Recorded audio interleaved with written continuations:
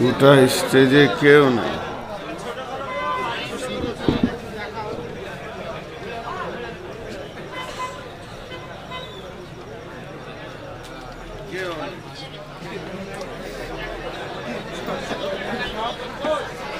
ব্যস্ত ব্যস্ত ব্যস্ত। পানির বোতল দাও। রাম ছাগল কোথাকার। পৃথিবীতে যত পাপ আছে তোর ডেটটা নিয়ে বড় পাপ হয়েছে আমার। আরে বসেন আপনারা যারা দাঁড়িয়ে আছেন ভাই, এইদিকে রাস্তার ধারে আল্লাহর হস্তে বসে যান। দেখেন ভিতরে গাদা ফাঁকা রয়েছে, দাঁড়িয়ে থাকবেন কেন ভাই?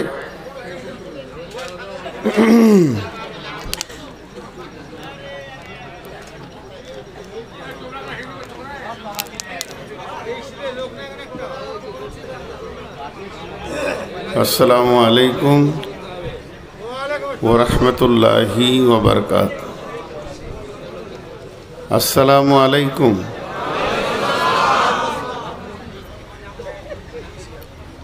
ভাই প্রথমেই বলছি, যারা দাঁড়িয়ে আছেন আমি ওদেরকে একবারে দেখতে পারি না, আমার মেন্টাল চাপ হয়। যদি জায়গা না থাকে, সংকীর্ণ থাকে, কমিটি জায়গা দিতে পারেনি, তখন মনে হয় যে কি করবে অসহায়। এত বড় প্যান্ডেল করেছে যে প্যান্ডেলের ভিতরে গাড়ি রাখার জায়গা হয়ে গেছে। তো আল্লাহর হস্তে আপনাদের হাতগুলো ধরে বলছি, বাপজিরা সোনারা ভিতরে বসে যান, না হলে 2 মিনিট পর যখন আমার মাথা গরম হবে তখন উল্টা কথা বলবে বাজেলো। এখন আপনাদের হাতে ধরছি, ভাই বলছি, বন্ধু বলছি, ইসলামের সভাটা যেমন হবে তাই করেন।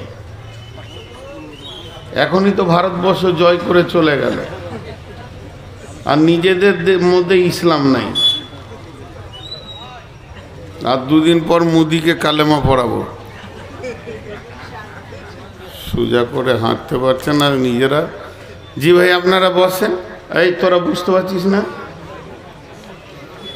এত জালসা শুনতে শুনতে এলাকার লোককে পিয়াস লেগেছে, পানির ব্যবস্থা করেছে। 200-250 জালসা বছরে করি, এরকম পানির ব্যবস্থা কোথাও দেখিনি। ওখানে তো সবসময় 4খানা লোক থাকবেই, গোটানো গলা খামখা। তো আল্লাহর রাস্তে বসে যান।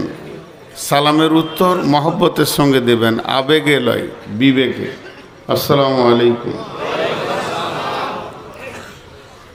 আলহামদুলিল্লাহ নাহমাদুহু ওয়া নাস্তাঈনুহু ওয়া নাস্তাগফিরুহু ওয়া নু'মিনু বিহি ওয়া নাতাওয়াক্কালু আলাইহি ونعوذ بالله من شرور أنفسنا ومن سيئات أعمالنا من يهده الله فلا مضل له ومن يضلله فلا هادي له وأشهد أن لا إله إلا الله وحده لا شريك له وأشهد أن محمدا عبده ورسوله الذي أرسله بالحق بصيرا ونذيرا وداعيا إلى الله بإذنه وسراجا منيرا أما بعد فإن خير الحديث كتاب الله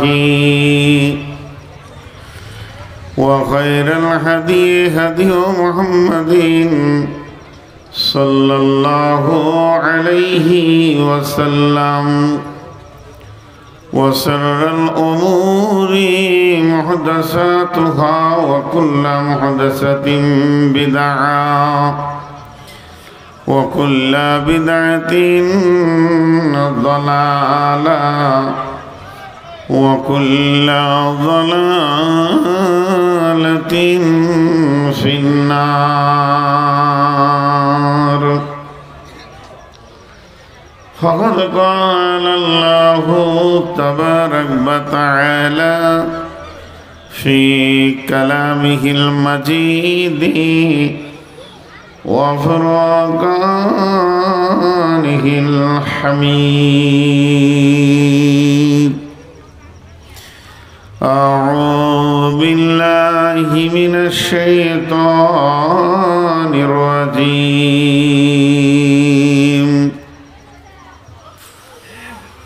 قل إن كان آباؤكم وأبناؤكم وإخوانكم وأزواجكم وعشيرتكم وأموال اقترفتموها وتجارة تخشون كسادها ومساكن ترضونها أحب إليكم من الله ورسوله وجهاد في سبيله فتربصوا حتى يأتي الله بأمره والله لا يهدي القوم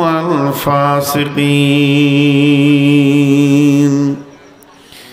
بسم الله الرحمن الرحيم. يا أيها الذين آمنوا هل أدلكم على تجارة تنجيكم من عذاب عليم تؤمنون بالله ورسوله وتجاهدون في سبيل الله بأموالكم وأنفسكم ذلكم خير لكم إن كنتم تعلمون. بسم الله الرحمن الرحيم. يا أيها الذين آمنوا آمنوا يا أيها الذين آمنوا قوا أنفسكم وأهليكم نارا.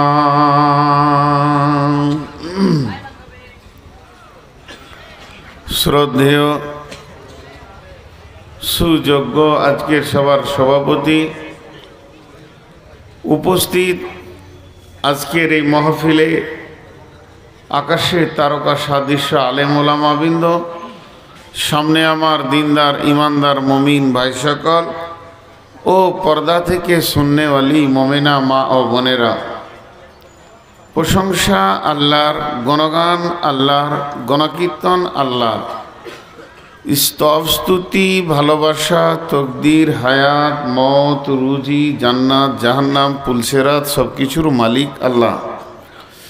যে মহান মুনিব আজকে আমাদেরকে এক মাদ্রাসা কেন্দ্রিক আয়োজিত মাহফিলে হাজির করেছেন, আমরা সেই মুনিবের দরবারে একবার শুকরিয়া করি আলহামদুলিল্লাহ।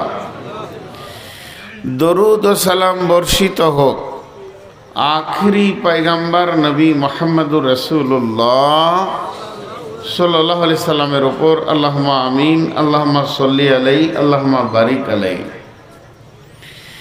মোহতারাম ভাই ও আজিজ ও বুজুর্গ দোস্ত, আমি আপনাদের সামনে গ্রন্থ মুকুট আল কোরআন থেকে কয়েকটি আয়াত পড়েছি যে আয়াতগুলোকে সামনে রেখে খুব স্বল্প সময়ে বেশি বিরক্ত না করে হালকা সময়ের মধ্যে ছেড়ে দিব বলে নিয়ত করেছি।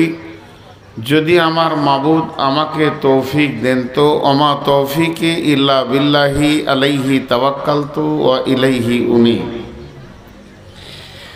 আজকের বক্তব্যের শুরুতে দু তিনটি কথা বলবো, ছোট ছোট কথা, বেশি বড় কথা নয়। তারপরে আমি আমার বক্তব্যে চলে যাব।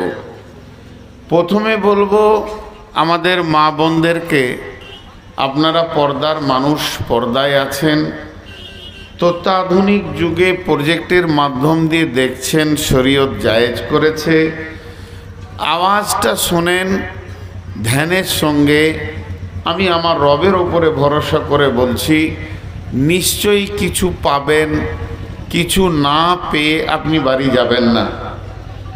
আর পুরুষেরা যারা আমার সামনে বসে আছেন, আলহামদুলিল্লাহ, আপনার সেই হাড় কাঁপানো শীত আমাদের কাছ থেকে বিদায় নিয়েছে। এখন মোটামুটি হালকা ঠান্ডা, এমন কিছু না। তবে যেগুলো ফাঁকা জায়গা আছে, একটু ফাঁকা জায়গাগুলো পূরণ করে নেন। আর যে কটা দাঁড়িয়ে আছে এদের পাগুলো ধরছি, বস, হাতে ধরে আর হলো না। এরপরে নোংরা কথা বলবো, নিতে পারবি না আশা করি। আল্লাহর ওয়াস্তে বসে যান, কারণ ইসলাম সুন্দর। ইসলামকে খারাপ করার আপনার কি আছে? আজকে মাইক খুব কষ্ট দিবে, বক্তাকে ফিডব্যাক দেয়নি। আমরা তো সুর করে বক্তব্য রাখি, একটু ফিডব্যাক পাচ্ছি না, তো কষ্ট করে 1 ঘন্টা চালাবো। এই মাইকে অত বেশি আমাদের সুরিলি বক্তাদের হবে না। মানে এই যত মাইক জিব্রাইল মিকাইলকে দিয়ে দিয়েছে, যারা এখানে আসে নাই তাদের ঘর পর্যন্ত পৌঁছিয়ে দিয়েছে যে তোরা বিছানায় শুয়ে শোন। আর এখানে যে ফিডব্যাক লাগবে, একটা বক্তাকে সাউন্ড লাগবে, এটা আল্লাহর রহমতে দেয়নি। তো ও আর এখন কি করবে? বিয়ের শেষে আর কি বাজনা বাজিয়ে লাভ আছে? যা হবার তো হয়েই গেছে। তো আমি আপনাদের সামনে যে বিষয়গুলো তুলে ধরছি, আল্লাহর রাস্তে আপনারা আমাকে একটু আওয়াজ দেন। হয় না, মাইক প্রথমে না সাজাইলে এখন এরকম কুঁকা কুঁকা করবে। আপনারা আমার দিকে ধ্যান দেন। শুধু ভারতবর্ষে লয়, শুধু ভারতবর্ষে লয়, সারা পৃথিবীতে একটা বডি আছে, বডিটার নাম হচ্ছে মুসলিম। এই মুসলিম নামে বডিটা যেখানেই আছে, ভারতে হোক, বাংলাদেশে হোক, তারপরে ইসরায়েলে হোক, ইসরায়েলওয়ালা তো চালাচ্ছে, ফিলিস্তিনে হোক, যেখানেই হোক, এরা ভালো আছে না খারাপ আছে? কথা বলেন, ভালো না খারাপ? আমার কথা বুঝতে পারেননি। মুসলিম নামে বডিটা বর্তমানে কি অবস্থায় আছে? খারাপ অবস্থায় আছে। এই খারাপটা কেন? প্রথমে আমার শরীরটা খারাপ, তা আমার শরীর খারাপ কেন? ডাক্তার প্রথমে ওষুধ দেবে না, ইঞ্জেকশনও দেবে না, ল্যাবে পাঠাবে। ল্যাবে আপনি রক্ত দেবেন, রক্ত বলবে যে সুগার হয়েছে, জন্ডিস হয়েছে, রক্ত বলবে এর থাইরয়েড হয়েছে, কোলেস্ট্রল বেড়েছে, অ্যাপেন্ডিসাইড ইনফেকশন হয়েছে। যাই হোক, রিপোর্ট আপনাকে আগে করাতে হবে। রিপোর্ট যখন ঠিক হয়ে যাবে, তখন দেখবেন ডাক্তার আপনাকে ওষুধ লিখবে, ওই ওষুধ খাবেন, সুস্থ হয়ে যাবে। তাহলে সারা বিশ্বে মুসলিমদের অবস্থা খারাপ, এটা আমরা চোখে দেখতে পেয়েছি। একবার ফেসবুকটা খুললে আপনি 20খানা ঘটনা দেখতে পাবেন যে মুসলিমদের উপরে অত্যাচার চলছে। কোথাও না কোথাও, কি নারীর ওপর, কি পুরুষের ওপর, কি বৃদ্ধর দাড়ি ধরে, কি মহিলাকে বেজ্জতি করে, নানির বয়সের মেয়েকেও বেজ্জুতি করে, ইয়ং যুবতীদেরকে রেপ করে, এই যে চারিদিকে একটা জঘন্যতম ঘেরে আমাদেরকে ধরেছে, এই কালো মেঘটা এসেছে মুসলিম নামে গোষ্ঠীটার উপরে। এটা কেন? এই কেনটা আগে যতক্ষণ ল্যাবে দিয়ে আপনি না এর রিপোর্ট বের করতে পারবেন, ততক্ষণ পর্যন্ত হাজার ওষুধ খান, যেমন আছে তেমন থাকবে। তাহলে চলেন একবার চিন্তায় বসি। চিন্তায় বসবেন কাকে নিয়ে? কলেজের প্রিন্সিপাল তাই নেন, ইঞ্জিনিয়ার নেবেন তাই নেন, আর কাকে নেবেন? এইভাবে আপনি 20টা লোককে জমা করেন। আমি খুব গুরুত্বপূর্ণ কথা বলছি এবং যা বলবো তা কোরআন থেকে বলবো এবং হাদিস থেকে বলবো ইনশাআল্লাহ, নিয়ত করেছি। তো আপনি 20টা দামি দামি বুদ্ধিজীবী, ট্যালেন্টেড, যারা বড় বড় প্রাইজ প্রাপ্ত ব্রেনিয়ান মুসলিম ছেলেকে নিয়ে একটা গোল টেবিল করেন। একজন উঠবে, 10 মিনিট করে বক্তব্য রাখবে। তার বক্তব্যের বিষয় থাকবে যে মুসলমানদের অবস্থা এত খারাপ কেন। একজন উঠল, উঠে বলল এটা বিজেপির চাল, টোটাল বক্তব্যে। একজন উঠল, এটা শিবসেনার চাল। আর একজন উঠল, এটা আরএসএসের চাল। আর একজন উঠল, সে বলল মমতাও ভালো নয়, এরও চাল। এই বিভিন্ন রকম চাল বলে সবাই বসে গেল। এরই ভিতরে একজন আলিম আছেন, বিখ্যাত আলিম। আপনাদেরকে বোঝানোর জন্য বলছি। মনে করেন মদিনা ভার্সিটির প্রিন্সিপালকে নেওয়া হয়েছে, দিগ্গজ পণ্ডিত। তিনি উঠলেন, তিনি এবার বলছেন এটা কারো চাল নয়, কারো চাল নয়, কারো চাল নয়, মুসলমানদের আমলের ফল। লোককে দোষ দেবেন কেন? আমি কয়দিন আগে এই কথাই বলেছিলাম, আমি এগুলো বরদাস্ত করতে পারি না। যে বঙ্কিমচন্দ্র এই বিয়ে করেছে, রবীন্দ্রনাথ এই বিয়ে করেছে, ওদেরকে দিয়ে ইসলামকে বোঝাতে হবে? ইসলাম ওদের মুখোপেক্ষী হয়ে বসে আছে? ইসলাম তো সর্ব ঊর্ধ্বে। ইসলামের কাছে জ্ঞান সবাই নেবে, ইসলাম কারো জ্ঞানের অপেক্ষা রাখে না। কিন্তু আজকে অবস্থাটা কি? যেমন মানুষ, যেমন আতরের ঢাকনা খুলবেন ওই রকম সেন্ট পাবেন। জি ভাই, তো এটা কারো চাল নয়। তাহলে একবার কোরআনকে জিজ্ঞেস করি যে আমাদের অবস্থা এত খারাপ কেন, এত দ্রোহ কেন? একবার হাদিসকে জিজ্ঞেস করি। যার ছায়াতলে গেলে আমার জীবনটা শীতল হবে, ঠান্ডা হবে, সে আমার আসল জায়গাটা বলতে পারবে। আল্লাহ কি বলছেন? বিসমিল্লাহির রহমানির রহিম। কুল ইন কানা আবাউকুম ওয়া আবনাউকুম ওয়া ইখওয়ানুকুম ওয়া আজওয়াজুকুম ওয়া আশীরাতুকুম ওয়া আমওয়ালুন ইকতারাফতুমুহা ওয়া তিজারাতুন তাখশাউনা কাসাদাহা ওয়া মাসাকিনু তারদাউনাহা আহাব্বা ইলাইকুম মিনাল্লাহি ওয়া রাসূলিহি ওয়া জিহাদিন ফি সাবিলিহি ফাতারাব্বাসু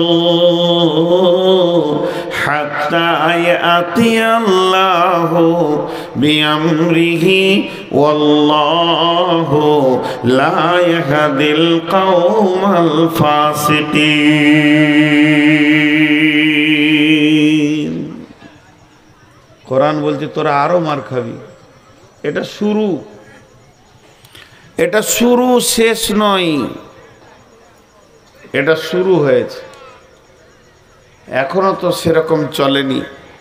ছোট্ট একটা কথা জিজ্ঞেস করব। এটা হলো আমাদের জীবন ব্যবস্থা। বুঝে হ্যাঁ না বলবেন। বুঝতে ভুল হলে আমাকে জিজ্ঞেস করবেন, তবে ফতোয়া জিজ্ঞেস করি এনে দিতে পারবো না। এটা আমাদের জীবন ব্যবস্থা। একটা মুসলিম জন্ম থেকে মত পর্যন্ত কিভাবে চলবে চলে এসেছে, আর ওইভাবে চললে কবর থেকে নিয়ে জান্নাতের চৌকাটা পর্যন্ত সে কি অবস্থায় থাকবে ঘোষণা হয়ে গেছে। তাহলে পার্সেন্টেজ করি আমরা, মুরব্বী মানুষ দাঁড়িয়ে আছে, বাপজি আপনাকেও দাঁড়াতে মন গেল, ছোট ছেলে না এলে ধরা খায়। আহা হা, বসার জায়গা পাচ্ছে না গো। এই চেয়ার আছে আমার পাশে আছে। আহা, দুটোই বিয়াই মনে হয়। খাওয়া দাওয়া হয়েছে, একটু পরিলক্ষণ করে এবার বিদায় নিচ্ছে, সাথে নাতনিটাও আছে আলো দিলে। সুখের জীবন আজকে, মেলার আনন্দ উপভোগ করছে। আমার দিকে তাকান, এইটা আল্লাহ আমাদেরকে 100-তে 100 দিয়েছে না 100-তে 99 দিয়েছে? সামনেটি মুখ খুলেছেন, চুপ থাকেন, পেছনের লোক বলেন, সবাই বলেন, সবাই হৃদয় থেকে ভালোবেসে বলেন, এটা আল্লাহ 100-তে 100 দিয়েছে না কম দিয়েছে? 100-তে 100 দিয়েছে। চলেন, এইটা আমাদের জীবনে 100-তে 100 আছে? কত আছে? কেউ বলেছে 2, কেউ বলেছে 0.5, কেউ বলেছে 5। জি ভাই, মাঠটা কেন খেঁচি এবার বুঝতে পেরেছেন? এর ছায়া তলে থাক, তোর গায়ে কেউ হাত দিবে না, আমি দেখে নিব। ছায়া থেকে সরে যাবি। হাজি ভাই ছাতার ভিতরে নাই, গা ভিজছে। তো বলছে গা কেন ভিজছে? বলে রবীন্দ্রনাথ পানি ঢেলে দিয়েছে।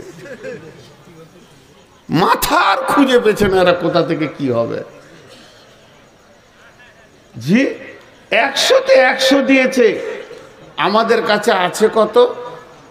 0.5% বলেছেন, আমি পয়েন্ট বলছি না, মনে করেন 2%ই আছে। তাহলে নাই কত?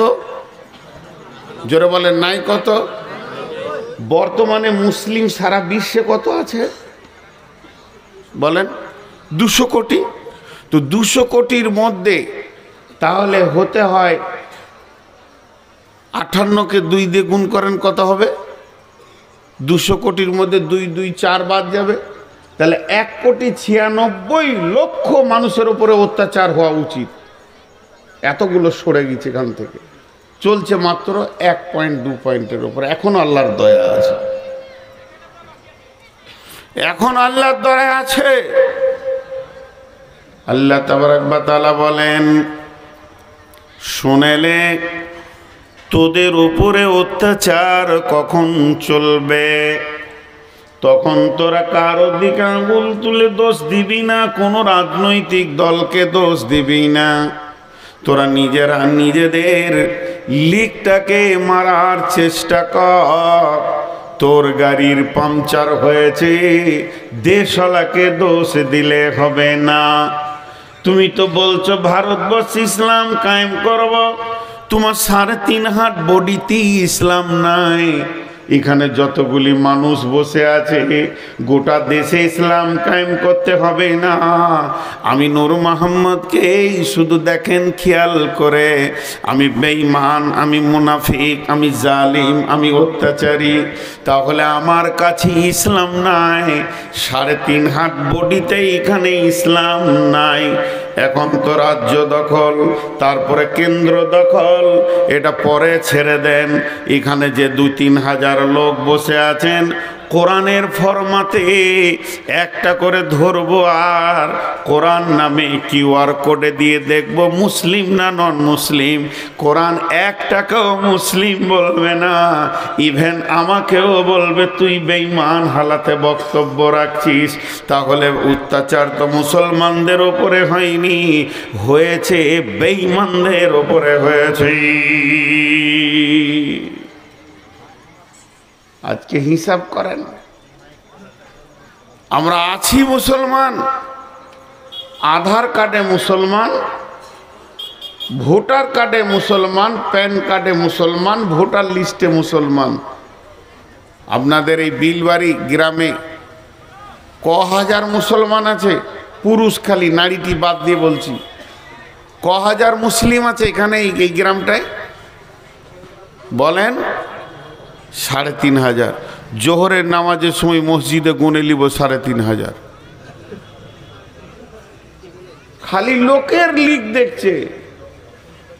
জোহরের নামাজে আজানের পর মসজিদে কাউন্ট হবে ১, ২, ২,০০০, ১০০, ২,০০০, ৪০০, ২,০০০, ৩,৫০০ মসজিদ ঢুকে যাবে। ভাইরা আমার, এবার আল্লাহ কি বলছেন? মা আমার, বোন আমার, কান দিয়ে শোনেন। কুল ইন কানা আবাউকুম ওয়া আবনাউকুম ওয়া ইখওয়ানুকুম ওয়া আযওয়াজুকুম ওয়া আশীরাতুকুম ওয়া আমওয়ালুন ইকতারাফতুমুহা ওয়া তিজারাতুন তাখশাউনা কাসাদাহা ওয়া মাসাকিনু তারদাউনাহা। আমার আল্লাহ বলছেন, যখন তোদের ৮টা জিনিসের ওপরে মহব্বত বেড়ে যাবে ৩টের তুলনায়, সেই ৮টাকে বাপের মহব্বত, ভাইয়ের মহব্বত, সন্তানের মহব্বত, বিবির মহব্বত, বন্ধুর মহব্বত, সঞ্চিত মালের মহব্বত, ব্যবসা বাণিজ্য চাকরি বাকরির মহব্বত, এবং যে অট্টালিকাটা তুমি বানিয়েছ এই ঘরটির মহব্বত যখন তোমার বেড়ে যাবে, এই ৮টার মহব্বতে তখন তুমি পাগল হয়ে থাকবে। এই ৮টার মহব্বতে তোমার সূর্য উঠবে ডুববে, তুমি আনন্দে আত্মহারা হয়ে যাবে। তোমার কাছ থেকে ৩টে মহব্বত বেরিয়ে চলে যাবে। ৩টে তোমার মুখের দাবি থাকবে কিন্তু মহব্বত থাকবে না। সেই ৩টে কি? আহাব্বা ইলাইকুম মিনাল্লাহে, আল্লাহর মহব্বত তোমার দিল থেকে চলে যাবে। আমার আল্লাহ সকাল বিকাল তোমাকে ১০ বার ডাকবে, হাইয়া আলাস সালাহ, তুমি তখন আসবে না। হাইয়া আলাল ফালাহ, এসো তুমি এখানে নিষ্কৃতি নিয়ে যাও। তোমাকে মারবে না, বজরং মারবে না, শিবসেনা মারবে না। আমার অফিসে এসো, আমি রব তোমাদেরকে ডেকেছি। তখন তুমি চায়ের দোকানে থাকবে, তাসের আড্ডাতে থাকবে, তখন তুমি জুয়ার আড্ডাতে থাকবে।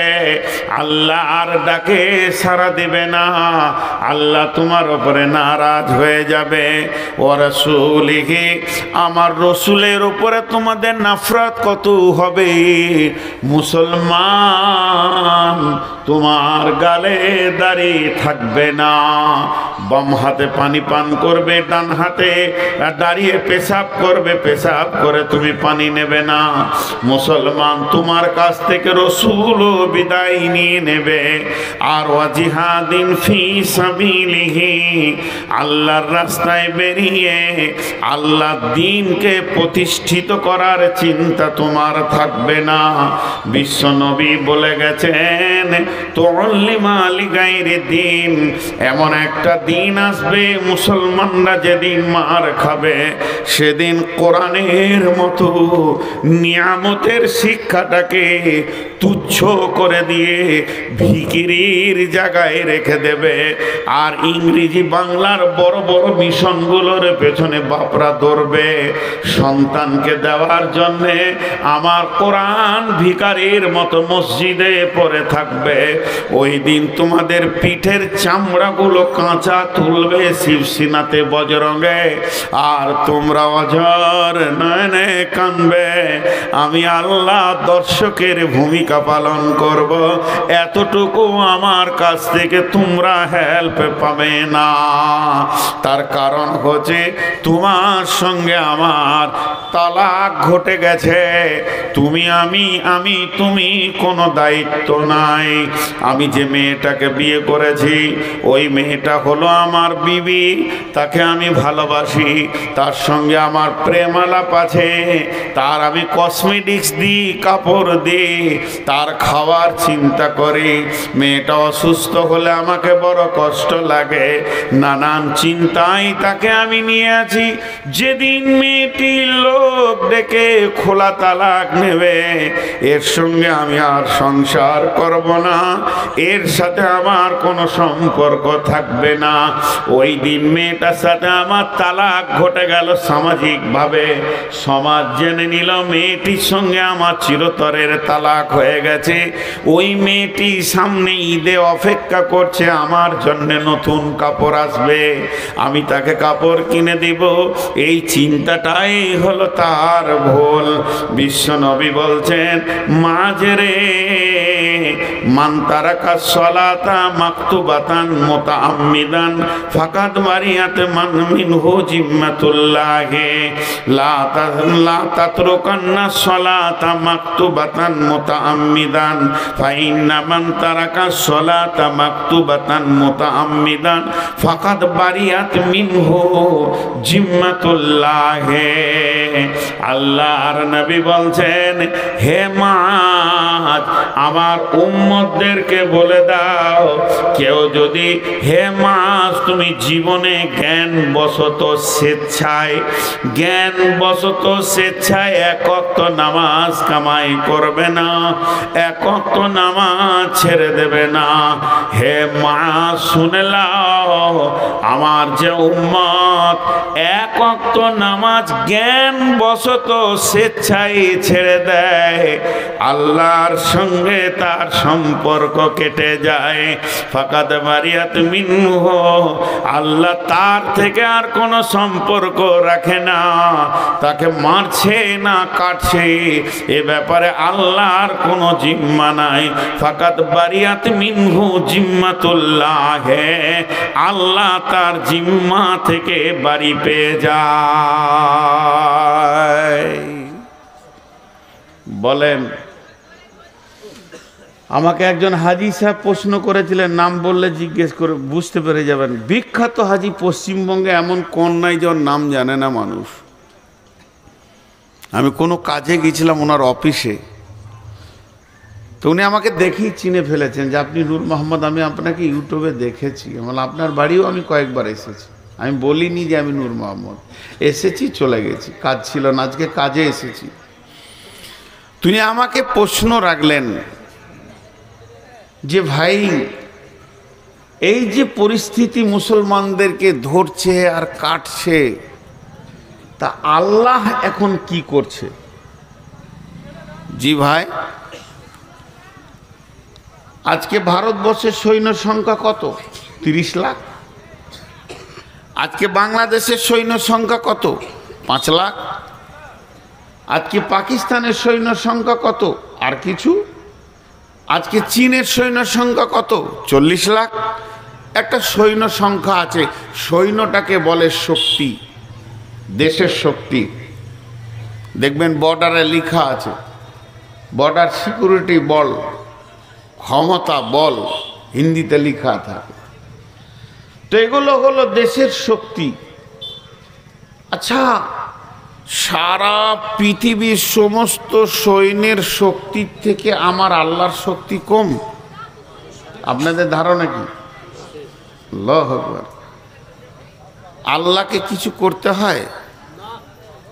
আল্লাহ সবই করেন, কিন্তু কিছু করতে হয় না, হুকুম করলেই হয়ে যাবে, হুকুম করলেই হয়ে যাবে। আল্লাহ এখনই হুকুম করবে, রাত্রি 11:30টায়, সকালে উঠে দেখবেন গোটা দেশ মুসলিম হয়ে গেছে। আল্লাহর কাছে যথেষ্ট, এটা আল্লাহর হুকুমটাই যথেষ্ট। তারপরও আল্লাহ সৈন্য সংখ্যা সম্পর্কে কি বলছেন? শবে মেরাজের রাত্রিতে বিশ্ব নবী সফর করলেন। প্রথমে বাইতুল্লাহতে 2 রাকাত নামাজ পড়লেন, এরপরে বাইতুল মামুরে 2 রাকাত নামাজ, বাইতুল্লাহ 2 রাকাত নামাজ পড়ে তারপরে বিশ্ব নবীকে বর্রাকে জিব্রাইল নিয়ে চলে গেলেন ফিলিস্তিনে, যেটা মসজিদে আকসা, যেটাকে নিয়ে ঝামেলা চলছে। ওই জায়গায় গিয়ে উনি 2 রাকাত নামাজ পড়লেন। নামাজ পড়ার পর ওখান থেকে ঘোড়া ঊর্ধ্ব গগনে যেতে শুরু করলো। বর্রাক যখন ঊর্ধ্ব গগনে যেতে শুরু করেছে, যেতে যেতে একটা মসজিদ পেয়েছে এই জমিনে। সেই মসজিদটার নাম হলো বাইতুল মামুর, এটা আসমানের ভিতরে আছে।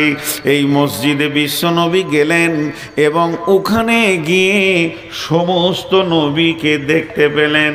বিশ্ব নবীকে ইমামুল আম্বিয়া কেন বলা হয়? তিনি সমস্ত নবীর কেন ইমাম? আদম আলাইহিস সালাম ও নবী মুহাম্মদ সাল্লাল্লাহু আলাইহি সাল্লামের পেছনে নামাজ পড়েছেন, ওখানে সমস্ত নবী রয়েছে। জিবরাইল আমিন বিশ্ব নবীকে বর্রাক থেকে নামিয়ে হাতটা ধরে টেনে নিয়ে গিয়ে মুসল্লায় দাঁড় করিয়ে দিলেন। বিশ্ব নবী 2 রাকাত নামাজ পড়লেন, সালাম ফিরলেন। সমস্ত নবীরা নবীজির পেছনে সালাত আদায় করলেন। এরপরে তিনি চলে গেলেন 7 তবক আসমানকে ভেদ করে সিদরাতুল মুনতাহা। আল্লাহর সঙ্গে মোলাকাত হলো, সরাসরি দেখা হয়নি। আম্মা জান আয়েশা প্রশ্ন করেছিলেন, ইয়া রাসূলুল্লাহ, আপনি কি আল্লাহকে দেখেছেন? বিশ্বনবী উত্তরে বলেছেন, আমি দেখিনি, তবে নূরে তাজাল্লি আমি দেখেছি। এরপরে তিনাকে সমস্ত ট্রেনিং করিয়ে, কেউ বলে 14 বছরের সফর ছিল, কেউ বলে 28 বছরের সফর ছিল। এই সফরটা সেরে বিশ্বনবী যখন এসে মসজিদে নববীতে বর্ণনা দিচ্ছেন, তখনই বলেছেন বাইতুল মামুরের ক্যাপাসিটি কত, আপনাদের মসজিদটা ক্যাপাসিটি কত। এখনই অঙ্ক করলেন, প্রত্যেকটা মুসল্লাতে একটা মানুষকে 8 ফুট না জায়গা লাগে নামাজ পড়তে। এটা কয় ফুট হচ্ছে দেখলেন? তাহলে বিশ্ব নবী গো ওই মসজিদটা ক্যাপাসিটি কতটা? নবীজি বলেছেন, শুনে লাও, ক্যাপাসিটি শুনে লাও, সেই সাথে ফেরেশতার সংখ্যাও শুনে লাও। একসঙ্গে আল্লাহর 70,000 ফেরেশতা সেখানে নামাজ পড়ে। একসঙ্গে আল্লাহর 70,000 ফেরেশতা সেখানে নামাজ পড়ে। যে 2 রাকাত নামাজ পড়ে বেরিয়ে চলে যায়, পশ্চিম দিকে সূর্য উঠবে, কিয়ামত হয়ে যাবে, ওই ফেরেশতাটা আর দ্বিতীয় চান্স পাবে না। সৈন্য সংখ্যা কত হলো? 12,500। মাথা নাড়িয়েছে, বলছে হ্যাঁ। তাহলে কেমন শুনছে, খালি ধ্যান নেন। 70,000 একবার 2 রাকাত পরে বেরিয়ে যায়, আর 2 রাকাত নামাজ পড়ার জন্য পেছনে লাইন দিয়ে দাঁড়িয়ে আছে, এরা ঢুকে যায়, ওরা বেরিয়ে যায়, পরের স্টেপ ঢুকে যায়। এইভাবে চলতি আছে কিয়ামত পর্যন্ত। 2 রাকাত নামাজ যে পড়েছে দ্বিতীয় চান্স পাবে না। এতগুলি ফেরেশতা আছে। তাহলে একটা ফেরেশতার ক্ষমতা কতটা? 1 চর দিলে মনে হয় হালকা লাগবে, জি না। আল্লাহ 2টো মাস্তানের নাম আপনাদের সামনে বলছি, বেশি বলবো না। একটা হলো ওর নাম আজরাইল। আজরাইল নাম নয়, মালাকুল মত। তো এই মালাকুল মত যে মতের ফেরেশতা, এর কত ক্ষমতা? প্রতিদিন মার্ডার করছে। কোনো কেস কাছারি আছে? বলেন। আপনাদের থানার নাম কি? নবগ্রাম থানাতে মনে হয় একদিন বাঁধা ছিল না? হ্যাঁ বলছে, হ্যাঁ ছিল। মাথা লড়াইছে, ও কি বুঝছে আল্লাহ জানে। জি, প্রতিদিন চালিয়ে যাচ্ছে আজরাইল, প্রতিদিন চালিয়ে যাচ্ছে। ওকে বাঁধার ক্ষমতা কারো নাই। একজন বাংলাদেশি বক্তা, উনি মজাক করছেন, বলেননি যে এরকম হাদিস আছে। একজনের বাপ মরে গেছে, দৌড়ছে থানাতে গিয়ে বলছে, এসপি সাহেব তাড়াতাড়ি করে কেস লেখেন। বলে কি হলো? আমার আব্বা এক্ষুনি মার্ডার হয়ে গেল। কখন? বলে সকাল 7টায়। তাড়াতাড়ি খাতাতে লিখছে, মার্ডার হয়েছে। কোথায়? বাড়িতে। কিভাবে? বলে আজরাইল মেরেছে, কলম ফেলে দিয়েছে। বলছে ওর নাম লিখতে গিয়ে আবার না জানি আমার উপর আবার কিছু হয়ে যায় না। তাহলে একটা মাস্তান বিশ্ব সামালতে পারছে না। মুদি যদি আজরাইলের নাম 3 বার শুনে তো চুচু চুচু করে পেশাব করবে। কিন্তু সে কার কন্ট্রোলে আছে আজরাইল? জোরে বলেন কার? বিসমিল্লাহির রহমানির রহিম। ওয়া নুফিকা ফিস সূরি ফাসাইকা মান ফিস সামাওয়াতি ওয়া মান ফিল আরদি। আল্লাহর আর একটা সৈন্যর নাম হলো ইসরাফিল। ইসরাফিল সুর ফুঁকে দেবে। ভারত কেন, রাম মন্দির কেন, আর জগন্নাথ মন্দির কেন, আর কি মসজিদ কেন, মন্দির কেন, পৃথিবীটা ময়দান বানিয়ে দেবে। আল্লাহ তো দূরের কথা, আল্লাহকে এখন জমার খাতায় রেখে দিলাম। আমার আল্লাহকে হাত লাগাতে হবে না, আমার আল্লাহ তার হাতকে নাপাক করবেন না, তিনি গোটাই পবিত্র পবিত্র থাকবেন। একটা হুকুম মেরে দেবে ইসরাফিলকে, বিশ্বটাকে ধ্বংস করে দেবে। এই রকম ক্ষমতা নিয়ে তিনি বসে রয়েছেন গদিতে, আর আমরা হলাম তার পাঁচাটা গোলাম, আর আমাদেরকে কাটা হচ্ছে। তাহলে আমাদের মালিক এখন কি করছে? নিশ্চয় মালিকের সঙ্গে সম্পর্ক কেটে গেছে। এই জায়গাটা যদি কেউ রিপেয়ার করে নিতে পারে, আল্লাহ তাবারাক ওয়া তাআলা সূরা নূরের মধ্যে বলছেন, বিসমিল্লাহির রহমানির রহিম, ওয়া'দাল্লাহুল্লাযীনা আমানু মিনকুম ওয়া আমিলুস সালিহাতি লা ইস্তাখলিফান্নাহুম ফিল আরদি কামা ইস্তাখলাফাল্লাযীনা মিন ক্বাবলিকুম। আরেকবার বলছি, বিসমিল্লাহির রহমানির রহিম, ওয়া'দাল্লাহুল্লাযীনা আমানু মিনকুম ওয়া আমিলুস সালিহাতি লা ইস্তাখলাফাল্লাযীনা মিনকুম কামা ইস্তাখলাফাল্লাযীনা লা ইস্তাখ। দেখছো, খালি মাথা ভুল করে। ওয়াদাল্লাহুল্লাযীনা আমানু মিনকুম ওয়া আমিলুস সালিহাতি। আল্লাহ তাবারাক ওয়া তাআলা বলছেন, আমি তোদের সঙ্গে ওয়াদা করছি। আচ্ছা, আর একটা মাঝে কথা বলেলেন, আমি আরেকটা ততক্ষণ বের করে নিই মাঝে। আচ্ছা, আমার ওয়াদা, আমি যে ওয়াদা করেছি আজকে জালসায় আসবো, যদি আল্লাহ তৌফিক না দিত আসতে পারতাম? ধরেন বাড়ি থেকে বের হয়ে 5 গ্রামে গাড়িটা 3 পাল্টি, তাহলে হসপিটাল যেতাম। তাহলে আমার আসার কোনো ক্ষমতা নাই। আমি যেখানে এসেছি, আমি আসিনি, আমার আল্লাহ আমাকে তৌফিক দিয়েছে বলেই পৌঁছাইতে পেরেছি, ঠিক না? তো যখন আমি ওয়াদা করব তখন কি বলবো? ইনশাআল্লাহ আপনাদের জালসায় আমি আসছি। যখন ইনশাআল্লাহ বলবো তো আমার আল্লাহ আমাকে তৌফিক দেবেন। তা এই তৌফিকটা পেলে তবে আমি আসতে পারবো। কিন্তু আল্লাহকে কোনো তৌফিক লাগবে? আল্লাহ যদি কোনো ওয়াদা করে তৌফিক লাগবে? এতগুলো লোক, পেছনের লোক একটু আগে চিল্লাইছিলেন তো। আমি সলিড কোরআন হাদিস দিয়ে আজকে মলম দিয়ে যাচ্ছি, ঘা ভালো হয়ে যাবে। কিন্তু মেয়েরা শুনছে না, ওরা মুড়ি ভাজতেই আছে। জি, আপনারা শুনেন। মানে আমি তো আবার নারী বিশেষজ্ঞ, আমি বুঝি যে ওরা শুনবে না। ওরা এসেছে বহু দিনের পুরাতন গল্প গুজব উজাড় করছে। আচ্ছা, ওরা ওদের কাজ করুক, আপনারা আমার সঙ্গে কথা বলেন। আল্লাহ কোনোদিন ওয়াদা খিলাফ করেন না। এবার আমি বলছি, সূরা নূরে চলে যাবেন, 55 নম্বর আয়াতটা খুলবেন। আল্লাহ কি বলছেন? ওয়াদাল্লাহুল্লাযীনা আমানু মিনকুম ওয়া আমিলুস সালিহাতি লা ইস্তাখলিফান্নাহুম ফিল আরদি কামা ইস্তাখলাফাল্লাযীনা মিন ক্বাবলিকুম। আল্লাহ তাবারাক ওয়া তাআলা বলছেন, আমি ওয়াদা করছি রে সারা বিশ্বের মুসলমান, আমার ওয়াদাটা শুনেলে তোরা ঈমান আনার পর আমার ভালো আমলের ভিতরে তোরা ঢুকে যা।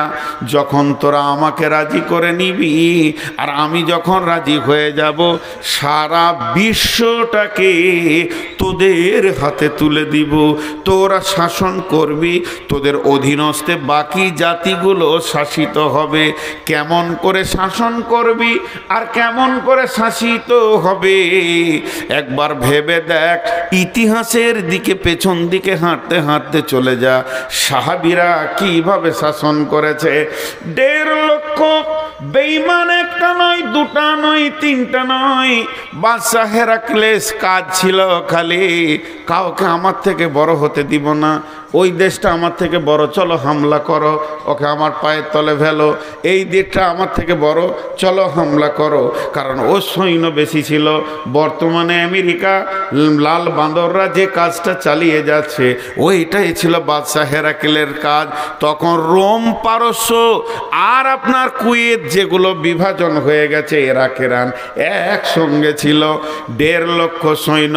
কোনো একজন ব্যক্তি বলল, ও বাদশাহ হিরাকেলস, তুমি বহু জায়গায়। কি হলো? ছেলে পেলে ভাগ্য ভালো না, আমি অন্য কিছু বলেছি, আমি খারাপ মনে করিনি যে কারো বিপদ হয়ে গেল নাকি। আর্তনাদ ছিল, এটা হাসি ঠাট্টা ছিল না। ও বাদশাহ হেরাকেলস, তুমি তো বেশ কটা দেশ জয় করেছো, একটা নতুন শক্তি বের হয়েছে মদিনাতে, খবর পেয়েছো কি? ওই শক্তির নেতার নাম হলো নবী মুহাম্মদ সাল্লাল্লাহু আলাইহি সাল্লাম। কোনো ঝগড়া নাই, ঝামেলা নাই, ওর মাথায় চলে গেছে মোহাম্মদ নামে কে এসেছে রে মদিনাতে, খোঁজ নিয়ে দেখছে হ্যাঁ, যে যায় সে মুসলমান হয় আর অনুগত্য স্বীকার করে। তখন বাদশাহ হেরাকেল বলছে, এবার মদিনাটাকে জয় করো। সুরসুরি উঠে গেল। জি ভাই, এতদিন তুমি যা করেছো করেছো, এবার 11 লাখ তারে হাত দিতে যেছো। বাপ, মোহাম্মদকে চিনো কি? সে কে? এবার বলো ওটাকে জয় করো। বিশ্ব নবী খবর পেয়ে গেল যে আমাদেরকে বিজয়ী করবে, আমাদের ওপরে তারা বিজয়ী হবে, আমাদেরকে পরাজিত করবে। রোম সোমবার রেডি হয়ে গেছে। আল্লাহ কোরআনে সূরা রোম দিয়ে দিয়েছেন। বিশ্ব নবী সৈন্যদেরকে বললেন, ও আল্লাহর গোলামের দল, ও আল্লাহর গোলামের দল, আলী রে, ওসমান রে আবু বকর, কে আছো? উমার, এ খালিদ বিন ওয়ালিদ, এবার তোমরা রেডি হও। কতজন সৈন্য বিশ্ব নবী নিলেন সঙ্গে মোতার প্রান্তে যাওয়ার জন্যে? 30,000 সৈন্য। 30,000 সৈন্য। কতগুলো বললাম? বেঈমানরা কত আছে? 1.5 লাখ। 30,000 সৈন্য নিয়ে মদিনা থেকে সফর শুরু করে দিলেন। আর মদিনা থেকে যখন সফর শুরু হলো, রাস্তাটা কয় কিলোমিটার ছিল? জি বলেন, কে বলতে পারবে? রাস্তাটা কয় কিলোমিটার ছিল? তখন তো কিলোমিটার ছিল না, এখন কিলোমিটারে এসে গেছে 1900 কিলোমিটার রাস্তা। পাহাড়ি রাস্তা। শুধু তাই নয়, পাহাড় পর্বত মরুভূমিকে পার করে তাদেরকে যেতে হবে। এই রকম পাহাড়ি রাস্তা 1900 কিলোমিটারের রাস্তা তারা রেডি হয়ে গেল। এবার মুনাফিকরা ভিতরে ঢুকে গেল। মুনাফিকরা বলছে, যাস না, প্রচণ্ড গরম, এত গরমে গিয়ে তোরা কি মরবি, এই মোহাম্মদের পেছনে যাস না। বিভিন্ন রকম বুঝাতে লাগলো। ভাইয়া, সূরা তওবার মধ্যে আল্লাহ আয়াত দিয়ে দিলেন, হে নবী তুমি বলে দাও, এই যে 54 ডিগ্রি সেলসিয়াসের গরম, বালি তো পুড়ে যেছে, পায়ের চামড়া উঠে যাবে, তোমাকে পাহাড়ে উঠতে হবে, নামতে হবে, চড়াই উতরাইকে তুমি ভয় করে যাবে না। কিন্তু শুনে লাও, এর থেকে জাহান্নামের আগুন আরো গরম। সাহাবীরা বের হয়ে গেলেন। কয়জন? 30,000। কয়জন বের হলেন বলেন? আর ওই দিকে আছে কয়জন? 1.5 লাখ। তাহলে 1.5 লাখ বেশি না 30,000 বেশি? 1.5 বেশি না 30 বেশি? 1.5 কম 30 বেশি। আরে 1.5 কম, দেখেন না, একের পরই তো 1.5। 1.5 লাখ সৈন্য নিয়ে ময়দানে যখন হাজির, বিশ্বনবী একবার আল্লাহর মুজাহিদদের দিকে এরকম করে নজর ফিরিয়ে দেখলেন, সৈন্য যেন সব রেডি হয়ে আছে। তারপরও বিশ্বনবীর মুখটা বড় ভারাক্রান্ত হয়ে গেছিল যে আমার আল্লাহর গোলামেরা, আল্লাহর মুজাহিদেরা আজকে কি ইসলামের পতাকা তুলবে, না ইসলাম আজকে মিটে যাবে। এই কথা বললেন। মনে মনে ভাবছেন, আল্লাহর কাছে হাত দুটি তুলে দিয়ে বললেন, রব্বানা, হে আমাদের রব, উনসুরনা, তুমি আমাদেরকে সাহায্য করো, আলাল কওমিল কাফিরিন। চেহারাতে একটু ছাপ পড়েছে, চিন্তা ছাপ। হযরত উমর কি বলছেন, ইয়া রাসূলুল্লাহ, ইয়া হাবিবাল্লাহ, আপনি কি কোনো টেনশন করছেন নাকি? হযরত উমরকে বিশ্বনবী বলে ফেলেন, উমর রে, আজকে তোমার কি মনে হয়? হযরত উমর বলেন, ইয়া রাসূলুল্লাহ, বিজয়ী তুলব ইনশাআল্লাহ। ইসলামের পতাকা রোমের মাটিতে গেড়ে দিয়ে চলে যাব।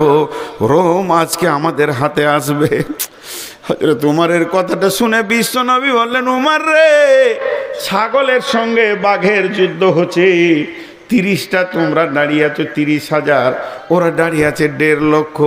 বিশ্বনবীকে তখন আনন্দ দেওয়ার জন্য উমর বলছেন, ইয়া রাসূলুল্লাহ, 30,000 সৈন্যকে আপনি রেস্ট করতে বলেন, ওদেরকে তাঁবুতে, আমাকে একাই ছেড়ে দেন, 1.5 লাখে ঘর পাঠিয়ে দিছি। নবীজি বললেন, উমর রে, এত সাহস তুমি কিলে কেমন করে পেলে? হযরত উমর উত্তর দিলেন, ইয়া রাসূলুল্লাহ, আপনি বলেছেন যার দিলে আল্লাহ আছে তার দিলটা হলো জীবিত, আর যার দিলে আল্লাহ নাই সে হলো মুর্দা। আমি উমর একাই জীবিত, 1.5 লক্ষ মুর্দা দাঁড়িয়ে আছে আমাদের সামনে। একটা বাঘের মতো হুঙ্কার মারব, ময়দান ছেড়ে দিয়ে, এক বাঘ 1.5 লক্ষ ভেড়ার জন্য যথেষ্ট। ময়দান ছেড়ে দিয়ে চলে যাবে। যখন তুমুল যুদ্ধ মহড়া শুরু হয়ে গেল, বন্ধুরে, আল্লাহ কোরআনে দিলেন গুলিবাতির রোম। 30,000 সৈন্য বিশাল রোম সাম্রাজ্যকে দখল করলেন। শুধু দখল করেনি, তাদের সিংহাসন পর্যন্ত পৌঁছে গেলেন।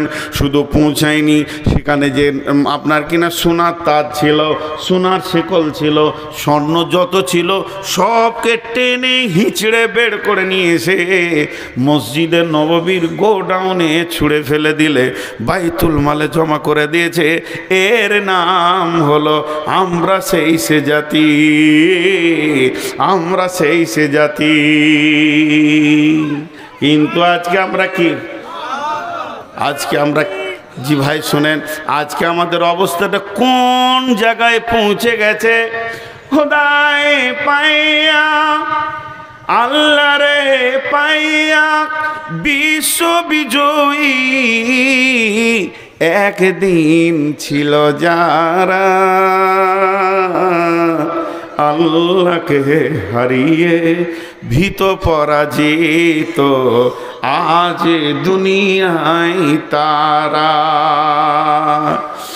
আল্লাহর সঙ্গে যুক্ত সদাই ছিল যাহাদের মন, দুঃখে রোগে শোকে অটল ছিল যাহারা সর্বক্ষণ। এসে শয়তান ভোগ বিলাসের, ভাষাটা শোনেন কবি নজরুলের, এসে শয়তান ভোগ বিলাসের কারিয়া নিয়াছে ইমান তাদের, আল্লাহকে হারায় মুসলিম আজ হয়েছে সর্বহারা। আজকে আমরা শেষ হয়ে গেছি। তাদের সঙ্গে কে ছিল না? আল্লাহ। আমাদের সঙ্গে আল্লাহ নাই, আমাদের সঙ্গে আল্লাহ নাই, আমাদের সঙ্গে আল্লাহ নাই, শেষ হয়ে গেছে। আল্লাহর সাথে সম্পর্ক অনেক আগে কেটেছে। আল্লাহকে সাক্ষী রেখে একটা কথা বলছি, আজকে পবিত্র মজলিসে বসে আছেন, একটু বেঈমানি কথা বলবেন না, আপনারাও, আমিও বলবো না। আজকে আমার আল্লাহ আমাকে তৌফিক দিয়েছেন, এশার নামাজ 2 রাকাত রাস্তায় সফরের পড়েছি। আমি এশার নামাজ 2 রাকাত পড়েছি, তাই হাত তুললাম। আপনারা এশার নামাজ পড়ে কে কে বসেছেন? হাত তুলেন। আর বাকি কটা? মার কি সাধে পড়ছে গো?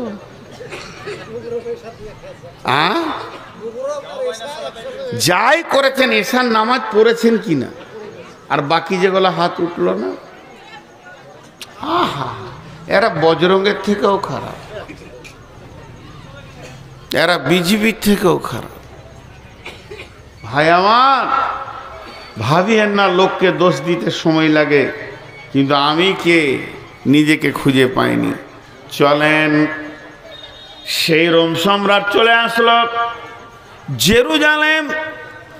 বেশি সৈন্য যায়নি, শুধুমাত্র হযরত উমর একা গেছিলেন। জেরুজালেম বেঈমানদের হাতে ছিল, পাদ্রীদের হাতে ছিল, খ্রিস্টানের হাতে ছিল। জেরুজালেম শাসন হতো খ্রিস্টানদের মতবাদে।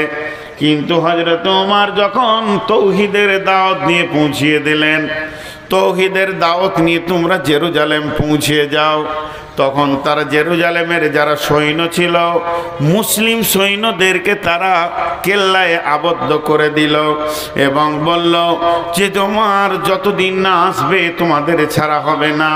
পত্র দ্বারা হযরত ওমরকে চিঠি লেখা হলো, ওমর তুমি একবার জেরুজালেমের মাটিতে পা দাও, তুমি জেরুজালেমে আসলে তোমার সঙ্গে বসে আমি একটা আলোচনা করে নিব, কারণ তুমি হচ্ছো বিশাল সাম্রাজ্য, 2200 বর্গ কিলোমিটার মানে অধিপতি, কিংবা 18 লক্ষ বর্গ কিলোমিটারের অধিপতি। জেরুজালেম আমি তো একটা ছোট দেশ নিয়ে বাস করছি। হযরত ওমর যখনই চিঠিটা পেয়ে গেলেন, সঙ্গে সঙ্গে তিনি আসলামাকে ডাকলেন। আসলামা ছিলেন তার রাজ ভান্ডার থেকে দেওয়া একটা খাদিম। তিনি হচ্ছেন মুসলিম জাহানের খলিফা, তিনি হচ্ছেন দ্বিতীয় খলিফা। বিশ্ব নবী পৃথিবী থেকে চলে গেছেন, হযরত আবু বকর চলে গেছেন, এরপরে উমারের জামানা চলে এসেছে, হযরত উমার সেখানে রয়েছেন। এমন সময় আসলামা একটা উটকে রেডি করে নিয়ে এসে বললেন, হুজুর চলেন, এখন যেতে হবে জেরুজালেম। হযরত আসলামা যখন উটটা আনলেন, উটের উপরে চেপে নিলেন কে? হযরত উমার। হেরি পশ্চাতে চাহি তুমি চলিয়াছ রৌদ্রদগ্ধ দুর্মরু পথ বহি, জেরুজালেমের কেল্লা যেথায় আছে অবরোধ করি, বীর মুসলিম সিনা দল তব বহুদিন মাস ধরি, দুর্গের দ্বার খুলিবে তারা বলেছে শত্রু শেষে, উমার যদি গো সন্ধি পত্রে স্বাক্ষর দেয় এসে।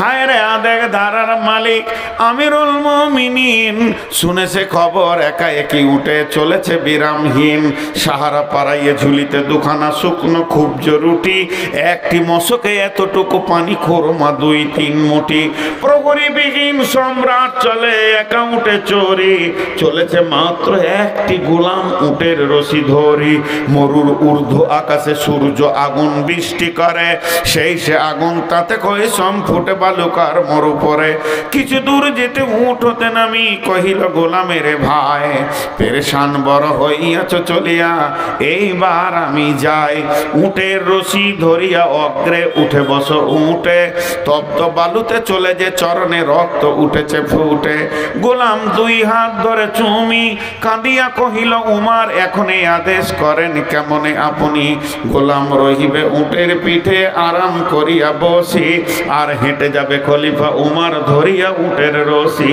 খলিফা হাসিয়া বলে তুমি জিতে গিয়ে বড় হতে চাও ভাই রে, এমনই চলে রোজ কিয়ামতে আল্লাহ যেদিন বলিবে উমার রে, করিনি খলিফা মুসলিম জাহানের তরে সুখ তরে তোরে, কি জবাব দিব কি করিয়া মুখ দেখাবো রসুলের ভাই, আমি তোমাদের প্রতিনিধি মাত্র, মোর অধিকার নাই, আরামে সুখের মানুষ হইয়া মানুষের নিতে সেবা, ইসলাম বলে সকলে সমান কে বড় ক্ষুদ্র কে বা, উমার চড়িল গোলাম চড়িল উটের পিঠে, উমার ধরিল রশি, মানুষের স্বর্গে তুলিয়া ধরিয়া ধুলাই নামিল শশী। এই অবস্থায় যখন যাচ্ছে, খলিফা উটের রশি ধরে আছে, গোলাম উটের ওপরে চেপে আছে। এখন জেরুজালেমের কোম্পানি মেজর জেনে নিয়েছে, চলো চলো চলো বর্ডারে যায়, বিশ্ব একটা বিরাট বড় দেশের মালিক আমাদের দেশে আসছে, তাকে সুস্বাগতম দিব, স্যালুট জানাবো। কোম্পানি মেজর সৈন্য নিয়ে গিয়ে বর্ডারে অপেক্ষা করছে, দেখছে বহুত দূরে একটা উট, তার সামনে কোনো আর প্রহরী নাই, কোনো সিকিউরিটি নাই, কোনো গার্ড নাই, কোনো বন্দুকওয়ালা কিছুই নাই, তিনি একাই আসছেন। 18 লক্ষ 22 লক্ষ বর্গ মাইলের যিনি শাসনকর্তা, শুধুমাত্র একটা উট, আর উটের লাগাম ধরে একজন হাঁটছে। আস্তে আস্তে যখন কাছে পৌঁছালো, জর্ডান নদী পার হবে, বর্ডার পার হবে, কোম্পানি একটা জোরে স্যালুট মারলো। মেজর স্যালুট মারার পর বলছেন আদব নেবেন জাহাপনা, আমাদের দেশে আসার জন্য আমরা অনেক আনন্দিত হয়েছি, আপনাকে সুস্বাগতম দিচ্ছি আমাদের দেশে। এমন সময় অঝোর নয়নে কাঁদতে শুরু করেছে আসলামা, উটের পিঠে কাঁদছে আর বলছে আমাকে কেউ স্যালুট দিয়েন না, আমি তো উমার নয়, আপনাদের চিনতে ভুল হয়ে গেছে, আমি হলাম উমারের খাদিম, উমারের গোলাম। যিনি উমার তিনি উটের লাগাম ধরে হাঁটছি, ওনার হুকুম তাই আমি উটের ওপরে বসে আছি, ওনার হুকুম না হলে আমি নেমে যেতাম। অতএব যিনি লাগাম ধরে হাঁটছেন ইনি হলেন 18 লক্ষ বর্গ মাইলের বাদশা। কোম্পানি মেজর অবাক, হাই আল্লাহ, আমরা এতদিন রাজা দেখেছি, বাদশা দেখেছি, মন্ত্রী দেখেছি, পূর্ণাঙ্গ মানুষ এখনো দেখিনি। হযরত ওমরকে বলছে তুমি কত দামি মানুষ, এত দামি মানুষ কোনোদিন দেখিনি। তারপরে গেল গির্জা ঘরে, বিশাল গির্জা, খ্রিস্টানদের গির্জা ঘরে তাকে স্বাগতম জানানো হলো। উমার গির্জা ঘরে উঠলেন, পোপের সঙ্গে কথা বলছেন। গির্জার যে মেন পোপ সেই হচ্ছে দেশের শাসক। কথা বলতে বলতে হঠাৎ উমার পোপকে বলছেন, ছোট হয়ে আদবের সঙ্গে বলছেন, হযরত ভাই আমার একটু আমাকে ছেড়ে দেন, আমি 2 রাকাত নামাজ পড়ে আসি। গির্জার পোপ তখন অবাক, এত বড় মানুষ, এত বড় দাপটওয়ালা মানুষ আমার কাছে ছুটি চাইছে, কেমন কথা, তার দিলটা গলে গেল। তখন তিনি বললেন, আমাদের এই আঙ্গিনায় গির্জায় পড়িলে নামাজ হবে নাকি কবুল আল্লাহর দরবারে, একবার আপনি এখানে নামাজটা পড়ে নেন। তখন হযরত উমর উদাহরণ বুঝালেন, ভাইয়া শুনেলেন, আমার সৈন্য বড়, দেশ বড়, ক্ষমতা বেশি, আমি যদি গির্জাতে 2 রাকাত নামাজ কোনো কোণে পড়ে নি, আমার সৈন্যরা ভেবে নেবে হযরত উমর ইশারা করছে গির্জাটাকে ভেঙে দিয়ে মসজিদ করে নাও। এটা তো আমার আল্লাহ হুকুম দেয়নি, এটা আমার নবীর বিধান নয়। কর মসজিদ, গির্জারে ভেঙে মসজিদে মুসলমান এ কোনো দিন হতে পারবে না। আমাকে ফাঁকা জায়গায়, একটু ফাঁকা খোলা মাঠে 2 রাকাত নামাজ পড়ার সুযোগ দেন। যখনই এই কথা বলা, তখন সারা জেরুজালেমের যিনি শাসনকর্তা পোপ এইভাবে উমরের হাতটা ধরে বললেন, আশহাদু আল্লা ইলাহা ইল্লাল্লাহু ওয়া আশহাদু আন্না মুহাম্মাদান আবদুহু ওয়া রাসূলুহু। রাগ করিয়েন না, পশ্চিমবঙ্গে আমার যথেষ্ট বদনাম আছে, আমি কমেন্টগুলো দেখি না তা নয়, দেখি। পরিস্থিতি আমাকে বেকন্ট্রোল করে রেখেছে। হয়তো 25 সালের শেষ দিকে, মানে আমার আর 10 দিন জালসা আছে, 10 দিন মনে হয় 11 দিন হবে, 11-12 দিন। যাক, 1 মার্চ আমার শেষ জালসা। এবছরকার মতো গুটিয়ে গেল। এপ্রিলে 10-20টা যায় আছে, এবছরকার মতো গুটিয়ে গেল। আগামী সিজনে হয়তো বেঁচে থাকবো কি দেখতে পাবেন, ফিলটা আল্লাহ জানে না, আল্লাহ জানেন, আমি জানি না। আল্লাহ জানেন আমি এই ফিলটা থাকবো কিনা। একটা কথা বলে যাচ্ছি,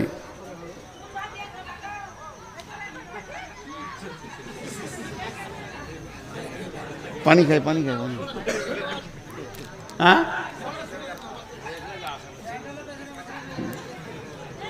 আমি তা বলছি না। মেয়েগুলো এত চিল্লাইছে, আমাকে ভয় লাগছে যে বোম এনেছে নাকি, ছুড়ে দিতে পারে। তো আমি আপনাদের সামনে একটা কথা বলে যাচ্ছি, খুব ঠান্ডা মাথায় আপনারা কথাটা শুনবেন। ভুল হলে আপনাদের পায়ের জুতোগুলো আমার মাথাতে ছুঁড়বেন, আমি ফুল বলে কুলিয়ে নেব। আমি আলিমদেরকে আগে বলছি, এই জাতির প্রথম শ্রেণী হচ্ছে আলিম। এখন মসজিদে ইমাম ভাতা চলছে কি চলছে না? জায়েজ না জায়েজ বলবো না, আমার ক্ষমতা নাই, ফতোয়া দিতে পারবো না, চলছে। তো একটা এলাকায় থানাতে মনে হয় একটা করে ইমামকে লিডার বা নেতা করা হয়েছে। কথা বলেন, হয়েছে কি হয়নি? এখন কোনো ইমাম যদি মসজিদ চেঞ্জ করছে তো ওর নামটাও চেঞ্জ করতে হচ্ছে, এই সমস্যায় রয়েছে। তো তার কাছে যেতে হবে, তার সাথে আবার ব্লকের, তারপরে আপনার এমএলএর সব একটা নেটওয়ার্ক করা আছে, সরকারিভাবে দেওয়া আছে। আচ্ছা, ও ঘোষ খেছে কি খেছে না? ওকে যদি পঞ্চায়েতে প্রদান করা হয় একটা মসজিদের ইমামকে, আর তার পেছনে যে মুসল্লি কটা নামাজ পড়ছে তারা যে কোন সুখে পড়ছে আল্লাহ জানে। বলেন, মুসলমানদের প্রথম শ্রেণীটার অবস্থা বললাম। ঘোষ খেছে মসজিদের ইমাম। আজকে গোটা ভারতটায় যত হিন্দু, জৈন, খ্রিস্টান, বৌদ্ধ, শিখ আছে, সবাইকে গদি থেকে নামিয়ে দিয়ে মৌলবি কটাকে যদি খালি এমএলএ, এমপি আর মন্ত্রী করে দেওয়া হয়, এরা যত ঘোষ খাবে এরা অত খায়নি। তাহলে কোন সুখে আমাদের কিন্তু থাকতে দিবে? আমরা আমাদের লিগগুলোকে খুঁজে পেছি না। রাগ করলে নাকি রে ভাই? হ্যাঁ, পানি খাই, পানি খাই। আমি পানি খাচ্ছি না, জিভ ভিজাচ্ছি। আপনাদের আমার কথাটা বিরক্ত লাগলো, খারাপ লাগলো? এবার চলেন, সমস্ত জাতির নেতাদের কথা বাদ দেন। ওদের দলিল নাই, আল্লাহ নাই, রসুল নাই, কোরআন নাই, হাদিস নাই। দলিল নাই, আল্লাহ নাই, রসুল নাই, কোরআন নাই, হাদিস নাই। যা পারবে খাগা, সুদ, বাটপাড়ি, জুয়ো, চাঁদা, মদ, বিড়ি, গাঁজা যা খাবে খাগা। কিন্তু মুসলিম যে কটা নেতা ভারতবর্ষে আছে, এরা কি সরকারকে দেখাতে পেরেছে যে আমরা মুসলিম, 1 টাকা ডান দিকে বাঁ দিকে করবো না, সব সরকারি কাজ করব। আমরা হারাম খাই না, আমরা হালাল খোর, আমাদের কাছে মদ কিছু থাকবে না, জুয়ো তাস থাকবে না। না, এরা মাতাল কটাকে নিয়ে ঘুরে বেড়ায়। আচ্ছা, তাহলে এদেরকে আর রাখা ঠিক আছে? হাজি ভাই, সহজ করে একটা উদাহরণ দিই। আমার দেহ এখানে একটা ঘা হয়েছে, কটকট কটকট কটকট কটকট দিয়ে ডাক্তার বলছে ওষুধ খা। 2 দিন ওষুধ দিলে কিন্তু কটকট কটকট, ওষুধ থামাইতে পারলে না। আবার 2টো ইঞ্জেকশন দিলে, ডাক্তার টিপে দেখলে না, ইঞ্জেকশন দিই, কটকট কটকট, ওষুধে হলো না, ইঞ্জেকশনে হলো না, ভিটামিনে হলো না। যখন কিছুতেই হবে না ডাক্তার, তখন ওটাকে কেটে সরিয়ে ফেলে দিই। ওটা তোর দেহ লয়, তোর দেহ হলে শান্তিতে থাকতো। আজকে মুসলিমদের চরিত্র বলেন, গোটা দেশটাকে কটকট কটকট শেষ করে দিয়েছে। এদেরকে অপারেশন করা মানে দেশকে শান্তি করা। আমি আপনাদের বিরুদ্ধে বলছি না, আসছে আমার দ্বিতীয় স্টেপ আসছে, এটা প্রথমটা যাচ্ছে, একটু ধৈর্য ধরেন। এরপর আল্লাহ বলছেন, বিসমিল্লাহির রহমানির রহিম, قل إن كان آباؤكم وأبناؤكم وإخوانكم وأزواجكم وعشيرتكم وأموال اقترفتموها وتجارة تخشون كسادها ومساكن ترضونها أحب إليكم من الله ورسوله وجهاد في سبيله فتربصوا حتى يأتي الله بأمره والله لا يهدي القوم الفاسقين। আল্লাহ এরকম ফাসিকদেরকে কোনোদিন হেদায়েত দেন না। এবার আল্লাহ শেফার ওষুধ দিচ্ছেন, ওরে আমার গোলাম রে, আয়, তোরা যদি বাঁচতে চাস তোদেরকে আমি ঠিকানা দিচ্ছি। বিসমিল্লাহির রহমানির রহিম, ফালিয়াবুদু রাব্ব হাযাল বাইত। ওই ঘরটা যে রয়েছে, এই যে সিমেন্ট দেয়া ঘাড়া, 2টা পিলার, এই যে দরজা, ওই ঘরের মালিকের নাম বলেন। এই ঘরটা আব্দুল জব্বারের, এই ঘরটা জমিরুলের, এটা সফিরুলের, এটা শফিকের, এটা মফিকের, এতগুলো ঘরের মালিকের নাম আছে।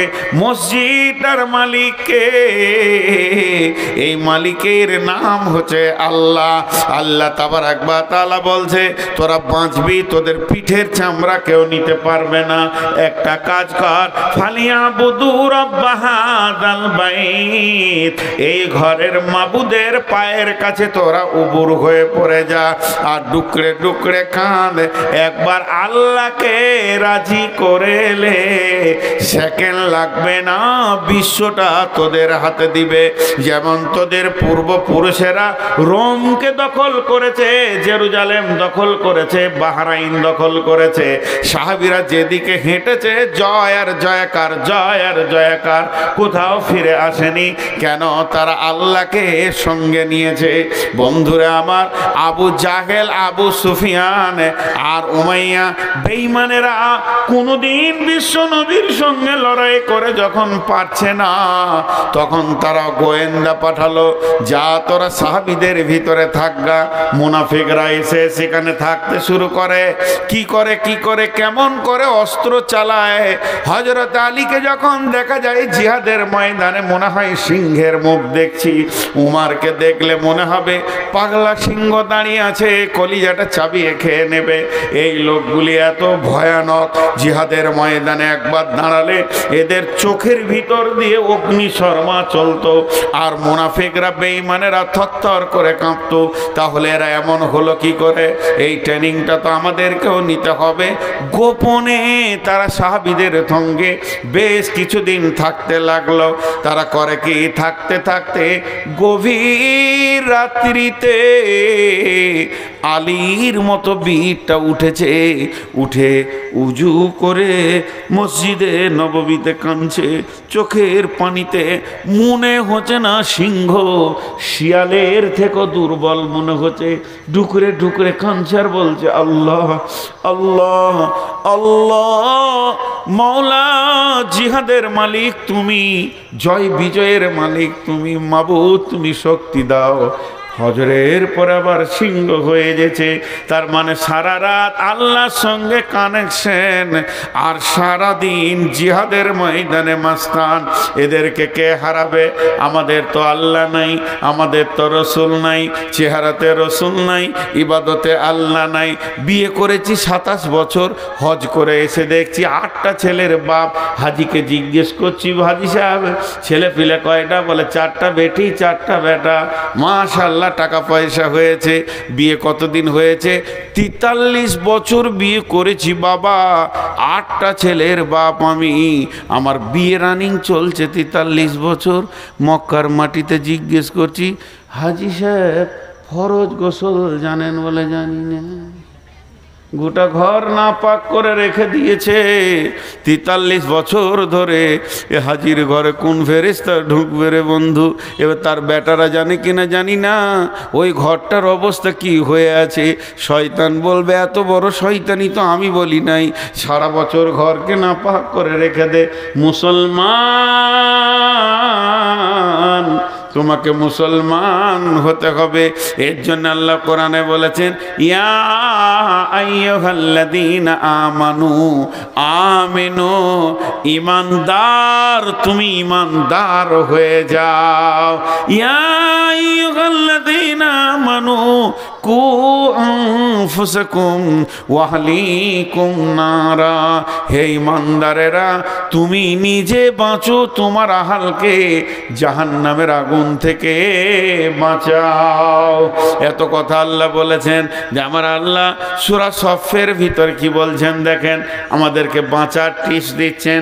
বিসমিল্লাহির রহমানির রহিম, ইয়া আইয়ুহাল্লাযীনা আমানু হাল আদুল্লুকুম আলা তিজারাতিন তুনজিকুম মিন আযাবিন আলীম তুমিনুনা বিল্লাহি ওয়া রাসূলিহি ওয়া তুজাহিদুনা ফি সাবিলিল্লাহি বিআমওয়ালিকুম ওয়া আনফুসিকুম যালিকুম খায়রুল লাকুম ইন কুনতুম তা'লামুন। একটা মজার কথা আপনাদেরকে শোনাই। প্রেয়ার স্কুলে হয় কি হয় না? স্কুলে মাদ্রাসাতে কেমন করে দাঁড়ায়? লাইন সোজা করে দাঁড়ায় কি না? এই কথাটা উত্তর দেবেন আপনারা। এর মধ্যে যুক্তি কথা আছে। এটা আমি পেয়েছি গোলাম মর্তুজার কাছ থেকে। তখন আমি বায়ান শুনছি বসে বসে, শিশু অবস্থায় খুব দামি কথা বলেছিলেন, এখন আমার ব্রেনে সেটা আছে। প্রেয়ার লাইন হয় একটার পেছনে একটা, একটার পেছনে একটা, এটা একটা লাইন, এটা একটা লাইন, এটা একটা লাইন। আচ্ছা, একের পেছনে এক হলে কয়জন হলো? বলে না, মুখ খুলে না। তার পেছনে এক কয় হলো? তার পেছনে এক কয় হলো? 4। ওরা কয়জন হলো? 4 জন।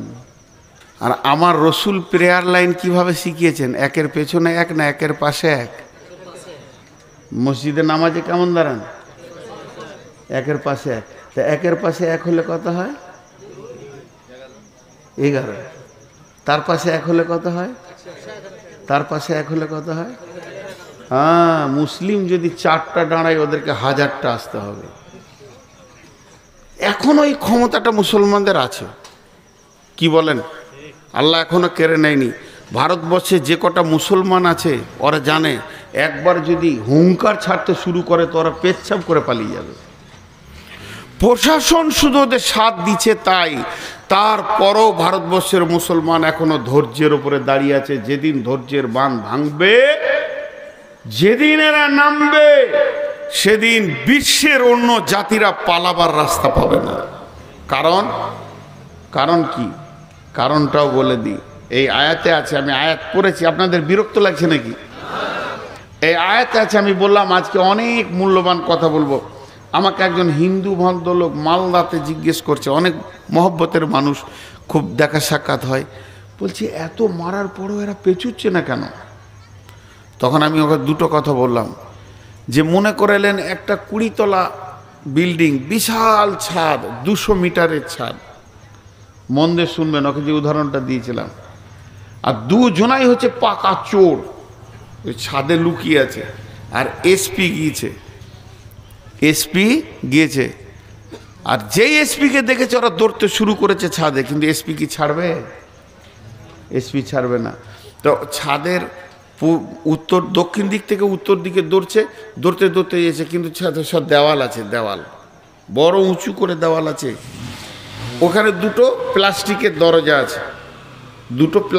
দরজা আছে, তো একজন দরজাকে লাত মেরে দিয়ে ওই দিকে চলে গেল, আর একজন দরজার কাছে গিয়ে এসপিকে ধরা দিয়ে দিলে। যে লোকটা লাত মারলো না, ওর জ্ঞান কি? ওর জ্ঞান হচ্ছে ওই পাশে আর ছাদ নাই, আমি নিচে পড়বো, 20 তলা নিচে পড়বো, তার থেকে এসপিকে ধরা দেওয়া ভালো, 2-4 বাড়ি যা দিবে। আর যার এটা জানা আছে 100% যেটা দরজা মাত্র, ওই দিকেও বড় ছাদ আছে, সে কি করবে? ওই প্লাস্টিকের দরজাতে একটা লাত মেরে দিয়ে দৌড়বে। তো শুনালেন, পৃথিবীর সমস্ত জাতি জানে মরে গেলেই শেষ, আর মুসলিমদের জানা আছে মরার পরেই আসল জীবনটা। এর জন্য এরা মরতে ভয় করে না। বিশ্বনবী শহীদের ব্যাপারে কি বলেছেন শুনেলেন? যখন চারিদিকে মার কাট চলছে, তখন তো আমরা রাতেই দৌড়ে বেড়াই। 3টে কথা শুনেলেন। বিশ্বনবী বলছেন যখন কোনো মানুষকে শহীদ করা হয়, সারা পৃথিবী দেখছে ওকে মারছে কাটছে, কিন্তু তার যাতনাটা বিশ্বনবী বলেছেন পিপুলিকা কাটার থেকে বেশি নয়। তার যে জানটা যায়, পিপুলিকা কাটলে যতটা ব্যথা হয় অতটা ব্যথাই তার জানটা চলে যায়। আল্লাহর নবী বলেছেন এটাই সত্য। 2 নম্বর কথা নবীজি বলেছেন, যখন কোনো শহীদের রক্ত মাটিতে টাচ করে, আমাকে কতল করেছে, কেটেছে, আমার রক্তটা যখনই মাটিতে টাচ করবে, সঙ্গে সঙ্গে আমার সাগিরা কাবিরা সমস্ত গুনাহ মাফ হয়ে যাবে। শুধু একটা গুনাহ মাফ হবে না, ঋণ ইল্লাদাইন, ঋণের গুনাহ মাফ হবে না। আমি যার কাছে পাবো, যে আমার কাছে পাবে, এটা কাউকে পুরা করতে হবে। এর জন্য বিশ্বনবী জানাজায় গেলে প্রথম ঋণের কথা জিজ্ঞেস করে নিতেন। আমার আব্বা মরে গেছে, আমি দাঁড়িয়ে বলবো, ও গাঁওয়ালা, বাপের ঋণের দায়িত্ব আমি নিয়ে নিলাম, বাপকে মাফ করে দাও। তারপরে জানাজা হবে। ঋণ এমন একটা জিনিস, তাহলে শহীদ হওয়াটা কত বড় বড় জিনিস। 1 নম্বর রক্তটা মাটি টাচ করবে, চুরি ডাকাতি বেঈমানি সুদ জুয়া তাস লুডো গেনা ব্যভিচার লুচ্চামি বেপরদা সমস্ত গুনাহ মাফ, তাকে আল্লাহ মাফ করে দেবেন। এরপরে শহীদের মত হবে আসানে, হাসতে হাসতে জান্নাতে যাবে। তাহলে নামাজ কখন থেকে শুরু হয়েছে? নামাজ 5 ওয়াক্তে শুরু হয়েছে, মানে রসুলের মেরাজের রাত্রির পর থেকে নামাজ 5 ওয়াক্তে শুরু হয়েছে। রসুলের মেরাজের রাত্রি থেকে 5 ওয়াক্তে নামাজটা শুরু হয়েছে রসুলের মেরাজের রাত্রি থেকে। এই নামাজটা চলবে কতদিন? চলবে চলবে চলবে চলবে, চলতে থাকবে কতদিন? একদম যেদিন পশ্চিমে সূর্য উঠবে সেই দিনে আজান আর নামাজ বন্ধ হবে। তাহলে কি জিহাদ বন্ধ হয়ে গেছে? জি না, জিহাদ চলছে। জিহাদ শুরু হয়েছে কখন? ইসলামের প্রথম জিহাদ শুরু হয়েছে বদরকে দিয়ে। এই জিহাদটা চলবে কতদিন? খণ্ড খণ্ড ভাবে সারা পৃথিবীর বুকে জিহাদ চলবে বন্ধুরে। জিহাদ তো বন্ধ নাই, এখনো চলছে। এটা চলবে, শেষ হবে কখন?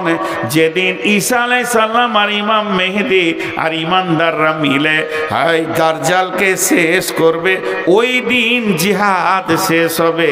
তার আগে এই যত শহীদ হচ্ছে রাস্তাঘাটে, এই যারা মেরে ফেলছে, এগুলো সব শহীদের দরজা পাবে। আপনি ভাবিয়েন না যেগুলো ফালতু চলে যাচ্ছে, এই রক্তগুলো শহীদের দরজা পাবে। এখন বলেন ভারতের মুসলমান আছে কেমন? খুব ভালো আছি। আমরা বদরের ওহুদের প্রান্তে দাঁড়িয়ে আছি। কথা ঠিক না ভুল? কখন জান যাবে আর কখন জান নিতে হবে এর কোনো ঠিক নাই। আমরা বদর ওহুদের প্রান্তে দাঁড়িয়ে আছি। তাহলে জিহাদের ময়দানে দাঁড়িয়ে থাকলে যে নেকি ভারতবর্ষের মুসলমানদের, সেই নেকি বর্তমানে চলছে। আর আল্লাহ এখন কি করছে? আল্লাহ বিরাট ম্যাজিক খেলছে। ম্যাজিক জি, কেন বলেন তো? নগদ ধার লয়, নগদ দিচ্ছেন আল্লাহ। আমাদেরকে বলছে দুধ খা আর মাংস খা, আর বেঈমানদেরকে বলছে গোবর খা আর মুত খা। কি কারিশমা মেশিন চালিয়ে দিয়েছে আল্লাহ। Manufacture to customer direct. আচ্ছা, লজ্জাও নাই। আবার রুটিতে গোবর মেখে খেয়েছে, মুখটাকে এমনি করছে, ভালো লাগে রে ভাই, জোর করে খেয়েছে। আর আল্লাহ আমাদেরকে বলছে দুধ খা, কাবাব খা, টিকিয়া খা, যত খাবি খা, আবার শহীদ হয়ে জান্নাতেও যা। আর ওদেরকে দিয়ে দিয়েছে গোবর খা আর পেচ্ছাপ খা, আবার গোবর মা। তাহলে আল্লাহ কত বড় কাজে রেডি চালাচ্ছে, এখন আমরা আল্লাহকে চিনতে পারিনি। এবার আল্লাহ সূরা সফে যে আয়াতটা বললেন, যে আয়াতটা আপনাদের সামনে আমি পড়লাম, ওটা তর্জমা করছি। আল্লাহ তাবারক ওয়া তাআলা বলছেন, হে ঈমানদারেরা, তোমাদেরকে কি এমন একটা ব্যবসা শিখিয়ে দেব না যে ব্যবসাটা করলে তোমরা আযাবে আলিম থেকে বেঁচে যাবে। আযাবে আলিম ফিদ দুনিয়া, আযাবে আলিম বিল আখিরা। দুনিয়ার আযাব, আখিরাতের আযাব থেকে নিজেকে মুক্তি করে নেবে, বাঁচিয়ে নেবে। এমন একটা ব্যবসা তোমাদেরকে কি শেখাবো না? আল্লাহ বলতে তাহলে শুনে লাও ওই ব্যবসাটা কি। প্রথম নম্বর হলো তুমিনুনা বিল্লাহি, দ্বিতীয় নম্বর হলো ওয়া রাসূলিহি, তোমরা আল্লাহর উপরে ঈমান আনো। তাহলে এখানে তো আমরা ঈমানদার, আমাদেরকে তো আর ঈমান আনাতে হবে না, গোসল করে নতুন করে কালেমা পড়তে হবে না। তার মানে আমাদের ঈমানের কমজোরি হয়ে গেছে, হালকা হয়ে গেছে, ঈমানের লোভ পেয়ে গেছে। এটাকে 100% আমাদেরকে বাড়িয়ে নিতে হবে। আল্লাহর কাছে কেঁদে কেঁদে কেঁদে কেঁদে আল্লাহকে রাজি করতে হবে। তারপরে কি করতে হবে? ও রাসূলিহি, রসুলকে নিজের বডিতে আনতে হবে। খাওয়াতে, উঠাতে, বসাতে, পেশাবে, পায়খানায়, শোয়াতে, বিছানাতে, স্বামী স্ত্রী মিলনে, গোসলে, ছেলে মানুষ করা থেকে নিয়ে হায়াত থেকে মত পর্যন্ত রসুলের সুন্নতকে কবুল করে নিতে হবে। যখন আমার সঙ্গে আল্লাহ থাকবে, যখন আমার চেহারাতে রসুল থাকবে, এরপরে আমার আল্লাহ হুকুম দিচ্ছেন ওয়াতুজাহিদুনা ফি সাবিলিল্লাহ, এবার তুমি আল্লাহর রাস্তায় বের হয়ে চলে যাও, বিআমওয়ালিকুম ওয়া আনফুসিকুম, নিজের জান এবং নিজের মাল নিয়ে, যালিকুম খায়রুল লাকুম ইন কুনতুম তা'লামুন। আগে আমাদেরকে আল্লাহর হতে হবে। জি, আমাদের বোলপুরে ওই দেখবেন, আমাদের বোলপুরে কেন বলবো, আপনাদের উমরপুরেও দেখেছি। একদিন রাত্রিবেলায় অনেক রাতে জালসা করে জঙ্গিপুর থেকে এলাম, তো চায়ের দোকানে গিয়ে চা খাবো, তো আমার গাড়ি দাঁড়িয়ে আছে। এমন সময় একটা গাড়ি এসে লাগলো, খুব দামি গাড়ি, ওসব গাড়ির নাম জানি না, তো দেখে মনে হচ্ছে খুব দামি গাড়ি, কালো কালারের। তো ওরাও নামলো, ছেলে মেয়ে যা ছিল চা খাবে। তো দেখছি একটা কুকুর বসে রয়েছে গাড়ির ভিতরে, জীবিত কুকুর। তো আমি মনে মনে ভাবছি, হায় রে কুকুর, তোরই কপাল, এত দামি গাড়ি চাপছিস, তোরই কপাল। তো এটা হলো ওদের পোষা কুকুর, অনেকে কুকুর পোষে, কুকুর পোষার ব্যাপারে অনেক প্রসেস আছে, কোরআন হাদিসে তার হিসাব আলাদা আছে, সেদিকে আমি বলছি না। তো এই কুকুরটা ওখানে আছে, ঠিক ওই রকম একটা কুকুর, ওই কুকুরকে এই বোলপুরে নামিয়েছে, মিষ্টি দিয়েছে প্লেটে, মিষ্টি খাচ্ছে কুকুরে। তো মিষ্টির দোকানে ছোট ছোট বাচ্চা থাকে, তো তেমনি করছে কুকুরটাকে আর কি। তো ছোট্ট মধ্যে একটা কাঁকড়, পাথর বলা যাবে না, কাঁকড়, এমনি করে কুকুরটাকে মেরেছে, এমনি করে। তো কুকুরের মালিক বলছে, এই মারবো থাপ্পড়, তো টন টন করে ঘুরবি তুই। তার মানে কি, কুকুরের মালিক, বলেন কুকুরের মালিক আছে, ওই কুকুরটার কি আছে, মালিক আছে। আর রাস্তার ধারে দেখবেন কিছু কুকুর ঘুরে বেড়াচ্ছে, সকালবেলায় সারা রাত ছায়া শুয়েছিল, আহা হা, একটা কম্বলও মিলে নেই। সকালে উঠে কোনো রকম চায়ের দোকানে গিয়েছে, কাঠে করে পটাশ করে ঠুকে দিল, জিকির করতে করতে চলে গেল পুরীর দোকানে। ওখানে আবার এমনি করে শিখে করে খুঁচিতে যায়, গরম শিখ ছিল, চলে গেল আরেক জায়গায়। ওখান থেকে লাত খেয়েছে, এখানে গেল। এই লাত খেতে খেতে খেতে খেতে হঠাৎ একদিন দেখবেন কুকুরটা রোডের ওপরে ছিতড়ে পড়ে আছে, নাড়ি ভুঁড়ি বেরিয়ে, লাশ তোলারও কেউ নেই, কাঁদারও কেউ নেই। কেন? কুকুরের মালিক, যেটা বলেন কুকুরের মালিক। আর ওটাতে একটা কাঁকড় মেরেছে, কুকুরের মালিক। আরে আপনারা কথা বলেন না কেন? এতগুলো লোক একবারে যদি মুখ খুলেন তো কত ভালো লাগে। ওটা মালিক ছিল, এটা মালিক। আমাদের যতদিন মালিক থাকবে কারো গায়ে হাত দেওয়ার ক্ষমতা নাই, মালিক অ্যাকশন নেবে। কি ভেবেছিস তুই? তা আমাদের মালিকের নাম কি? চারজনের না সবারই? আমাদের মালিকের নাম কি? রাজি আছে তো? বিনা ঈশা পড়ে বসে আছি, আবার ফজর পড়বে না, রাজি আছে তো? কঠিন ব্যাপার। তা আমাদেরকে হতে হবে ঠিক ওই রকম, যার মালিক থাকবে। তাই আল্লাহ কোরআনের আয়াতে প্রথম শব্দটা কি বললেন? হে ইমানদারেরা, তোমাদেরকে কি এমন একটা ব্যবসা শিখিয়ে দেব না, যে ব্যবসাটা করলে তুমি আযাবে আলিম থেকে বেঁচে যাবে? সেই ব্যবসাটা হচ্ছে প্রথম আল্লাহকে করে নাও নিজের। বাস, যখনই আল্লাহ তোমার, তা আল্লাহকে নিজে কেমন করে করবেন? আল্লাহ তুমি আমার হয়ে যাও, আল্লাহ তুমি আমার হয়ে যাও, আমি তোমার হয়ে যাই, এই করে হবে না। আল্লাহ তাবারাক ওয়া তাআলা তার জন্য একটা আয়াত দিয়েছেন, বিসমিল্লাহির রহমানির রহিম। কুল ইন কুনতুম তুহিব্বুনাল্লাহ ফাত্তাবিউনি ইউহিব্বুকুমুল্লাহ।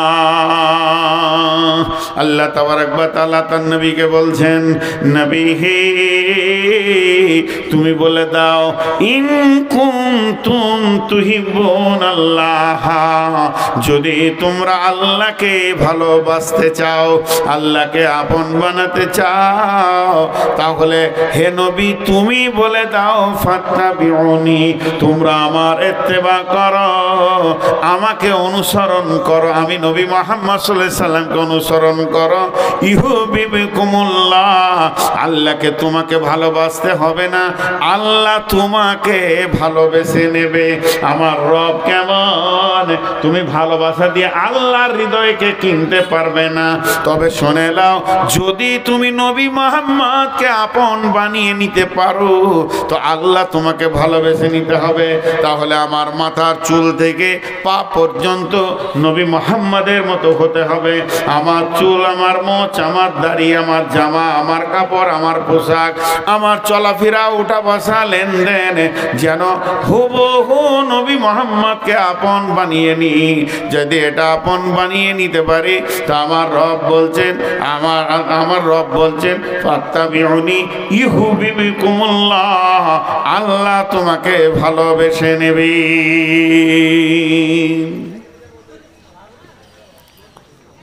আসলে আজকে ক তারিখ ভাই? আজ আমার জলসা কিষানগঞ্জে, কিন্তু এখানে আছে এই জন্য লোক উঠে যায়। লোক ভাবছে যে তোরও হুঁশ নাই। জি আচ্ছা, আমি আর বেশিক্ষণ আপনাদের কাছে থাকি না, 2-5 মিনিট আপনারা একটু বসেন, কারণ এটা তো মাদ্রাসার জালসা, আর মাদ্রাসাটা সামনে রাখতে হবে। উঠিয়ে না, 2-5 মিনিট বসেন। আমি ঠিক অল্প সময়ই ছেড়ে দিচ্ছি, আপনাদের কাছে বেশি সময় আর নিব না। আজকে যে বিষয়টা নিয়ে আলোচনা করলাম, সর্বসাকুল্যে একটাই কথা, আল্লাহকে রাজি করলে দুনিয়া রাজি হয়ে যাবে। আর আল্লাহ যদি নারাজ হবে, সারা দুনিয়া আপনাকে কুকুর, গরু, ছাগল, শুয়োর, কুত্তার মতো পিটবে, আপনার আমার দাঁড়াবার জায়গা থাকবে না। এটার ওপরেই আমি আপনাদের সামনে কথা বলছি, অন্য কিছু নয়। আল্লাহ তাবারক ওয়া তাআলা বলছেন, লাইসাল বিররা আন তুওয়াল্লু ওয়ুজুহাকুম কিবালাল মাশরিকি ওয়াল মাগরিবি ওয়ালাকিন্নাল বিররা মান আমানা বিল্লাহি ওয়াল ইয়াউমিল আখিরি ওয়াল মালাইকাতি ওয়াল কিতাবি ওয়ান নাবিয়্যিন ওয়া আতাল মালা আলা হুব্বিহি যাবিল কুরবা ওয়াল ইয়াতামা ওয়াল মাসাকিনা ওয়া ইবনাস সাবিলি والسائلين وفي الركاب وأقام الصلاة وآتى الزكاة والموفون بعهدهم إذا عاهدوا والصابرين في البأساء والضراء وحين البأس أولئك الذين صدقوا وأولئك هم المتقون। আল্লাহ তাবারক ওয়া তাআলা বলছেন, তুই বুলেট বানবি, তুই এমন একজন হয়ে যাবি বিশ্ব যেন তোর কাছে জ্ঞান নেবে। তাহলে তোকে 5টা জিনিসের উপরে ঈমান আনতে হবে। 1 নম্বরে হচ্ছে আল্লাহর উপরে ঈমান। তার মানে আমি আল্লাহর কথাটা বারবার বলছি, যতদিন পর্যন্ত আল্লাহর প্রতি ঈমান না থাকবে, বন্ধুরে, রসুলের জামানায় রসুল বেঁচে আছেন, হায়াতে রসুলে একজন বেঈমান হালাতে ইসলামের পক্ষে জিহাদ করতে করতে, বেঈমান বললাম, একজন সাহাবী এসে বলছেন, ইয়া রাসূলুল্লাহ, অমুক ব্যক্তিকে দেখলাম সে ইসলামের পক্ষে জান দিয়ে, প্রাণ দিয়ে, সর্বশক্তি দিয়ে জিহাদ করছে। বিশ্বনবী বললেন, লোকটা জাহান্নাম চলে যাবে। এর বিশ্বাস হলো না। তারপরেও তো নবীজি বলেছেন, এটা ভাবছেন। গিয়ে দেখছেন যে হ্যাঁ, লোকটাকে যখন কয়েকটা তলোয়ারের আঘাত পড়েছে, নিজের তলোয়ারটা নিজেই বুকে রেখে মারা গেল, খোদকশি করে নিল। তার মানে হচ্ছে ওই সাহাবীটা তখন বুঝে নিল নবীজি যা বলেছেন তা ঠিক। তার কারণ যতক্ষণ পর্যন্ত ঈমান 100% না হবে, বুকের ভিতরে ঈমান না থাকবে, অতদিন পর্যন্ত আপনি জিহাদের ময়দানে গিয়েও নিজেকে কিছু করতে পারবেন না, নিজেকে কবুল করাতে পারবেন না। বেঈমান হালাতে মরে গেলে জাহান্নাম চলে যেতে হবে। এর জন্য আল্লাহ তাবারক ওয়া তাআলা বারবার বলছেন, তুমিনুনা বিল্লাহি, তোমরা আল্লাহর উপরে প্রথম ঈমান আনো, ওয়া রাসূলিহি, রাসূলের উপরে ঈমান আনো। ঈমান তো আমাদের আছে, আল্লাহ এক, বেশক রাসূল সত্য।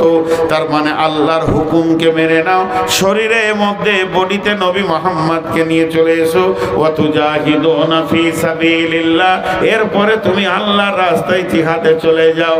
দিন আসবে পঞ্চায়েতে, দিন আসবে থানাতে, দিন আসবে, ইসলাম আসবে জেলাতে, রাজ্যে, দেশের ইসলাম চলে আসবে।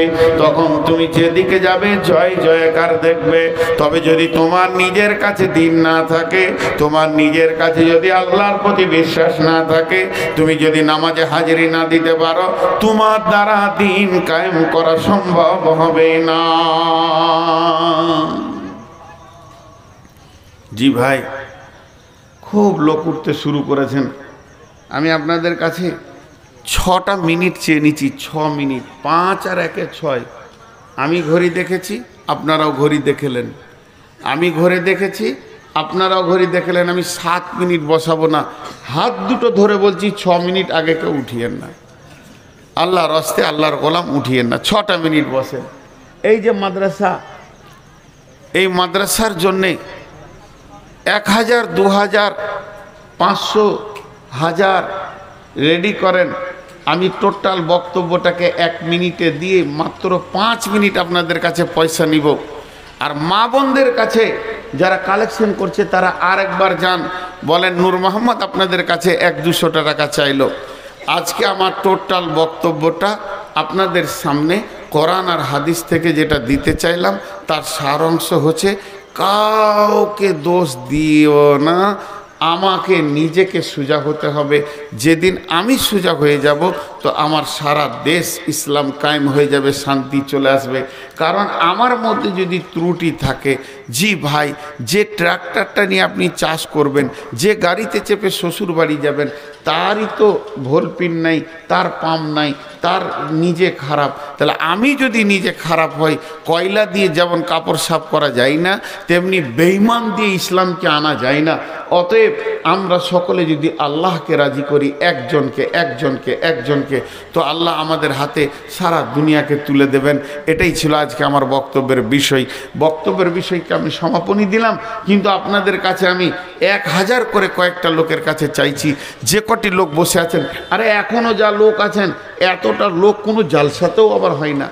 এমনও জালসা আছে যেখানে যাই, প্রত্যন্ত পাড়া গ্রাম, ছোট গ্রাম, দেখা যায় যে লোক কম। আল্লাহর গোলাম কেউ আছেন একটা 1000 টাকা দেনেওয়ালা? 1000 টাকা দেনেওয়ালা এরকম 10-20, আমি 10-20 হাজার চাইনি। কেন চাইছি না? সময় অনেক পেরিয়ে গেছে, সেরকম চাওয়ার মতো বড় কিছু নেই। কেউ আছেন 1000 টাকা দেনেওয়ালা? আল্লাহর গোলাম, মাশাল্লাহ মাশাল্লাহ, দেখেন 3000 দিয়েছেন মা আব্বার জন্য। দেখেন আমি 1000 চেয়েছি, উনি 3000 দিয়েছেন। আর কেউ আছেন ভাই আমার? মাশাল্লাহ, আমি দোয়া করব। কত আছে? আচ্ছা, নিয়তটা আপনি করেন। 10,000 আছে, বড় মা, বড় আব্বা, বাপ মা সবকে মিলিয়ে উনি 10,000 টাকা দিয়েছেন। আরে ভাই, আমি ভাবছিলাম 10,000-এর লোক সব শেষ হয়ে গেছে। আসলে আমাকে অনেকে ভালোবাসে, তারা হয়তো অপেক্ষা করেছে। আর কেউ আছেন ভাই আমার? আর কেউ আছেন এরকম 5,000, 10,000, 1,000, 2,000 দেনেওয়ালা আল্লাহর গোলাম? জি, কেউ আছেন? এই আল্লাহ, একজন দিয়েছেন 3,000, একজন 10,000, 13,000 আমার হাতে। মাবুদ, এই দানগুলি তুমি কবুল করে নাও। যে যা নিয়তে দান করেছে, নিয়তকে তুমি পুরা করে দাও। মা আব্বা, বড় বাপ, বড় মা, আবার মা বাপ, তাদের নিয়তের মালিক তুমি। তুমি তো জানো কেন দিয়েছে, কত দিয়েছে, কার জন্য দিয়েছে। আল্লাহ, তুমি দানগুলো কবুল করো। নিশ্চয় তোমাকে ভালোবাসে বলি নিজে দেখেছে মাবুদ। আল্লাহ, তারা যদি নাসিম শেখ 1000, এ আল্লাহ, তারা যদি তোমার আদালতে বাঁধা পড়ে যায়, এই লোকগুলির দৃঢ় বিশ্বাস আছে যে আখেরাত আছে। আমার আব্বা কি হালাতে আছে আমি খবর জানি না, তবে তোমার আদালত বড় সূক্ষ্ম। যদি তোমার আদালতে তারা কোনো গুনার কারণে বাঁধা পড়ে যায়, আল্লাহ তুমি তার ওসিলায় ইসালে সব দিয়ে, তার ওই দানের ওসিলায় আল্লাহ তুমি তাকে মাফ করে দিও, ক্ষমা করে দিও। কঠিন কিয়ামতের মাঠে আল্লাহ সন্তানকে মা বাপের সাথে তুমি রাখিও, একসঙ্গে দিদার করবে, একসঙ্গে আল্লাহ তুমি জান্নাতে দেবে। এবং আল্লাহ তুমি কবরকে ফুলের বাগিচা বানিয়ে দাও, কিয়ামতের মাঠে রহমতের ছায়াতে জায়গা দাও। নাসিম শেখ নামে 1000 দিল। আবার এখানে এক ভাই আমার 1000 2000 যাই দিয়ে 2000 দিয়ে গেছে। মাবুদ গো, এ দানকে তুমি কবুল করো। নিশ্চয়ই তোমার গোলাম তোমার জন্য দান করেছে মাবুদ। তার মধ্যে ভালোবাসা ছিল কোরআনের, তার মধ্যে ভালোবাসা ছিল হাদিসের, এর জন্য দিয়ে গেল মাবুদ গো। এই দানগুলোকে তুমি কবুল করে নাও, এর বদলা তুমি দানিও রব্বুল আলামিন। নিশ্চয়ই তোমার বান্দারা তোমাকে ভালোবাসে। আর 1 মিনিট আছে ভাই আমার। আর কেউ আছেন আল্লাহর গোলাম? 10 20 50 দিয়ে যান আল্লাহর গোলাম। আল্লাহর জন্য দেবেন, আল্লাহকে ভালোবেসে দেবেন, আল্লাহকে ভালোবেসে দান করবেন। রব্বুল আলামিন তোমার বান্দাদের দানগুলো তুমি কবুল করে নাও। জাযাকাল্লাহু হাইয়াকাল্লাহ বারাকাল্লাহ আলহামদুলিল্লাহ।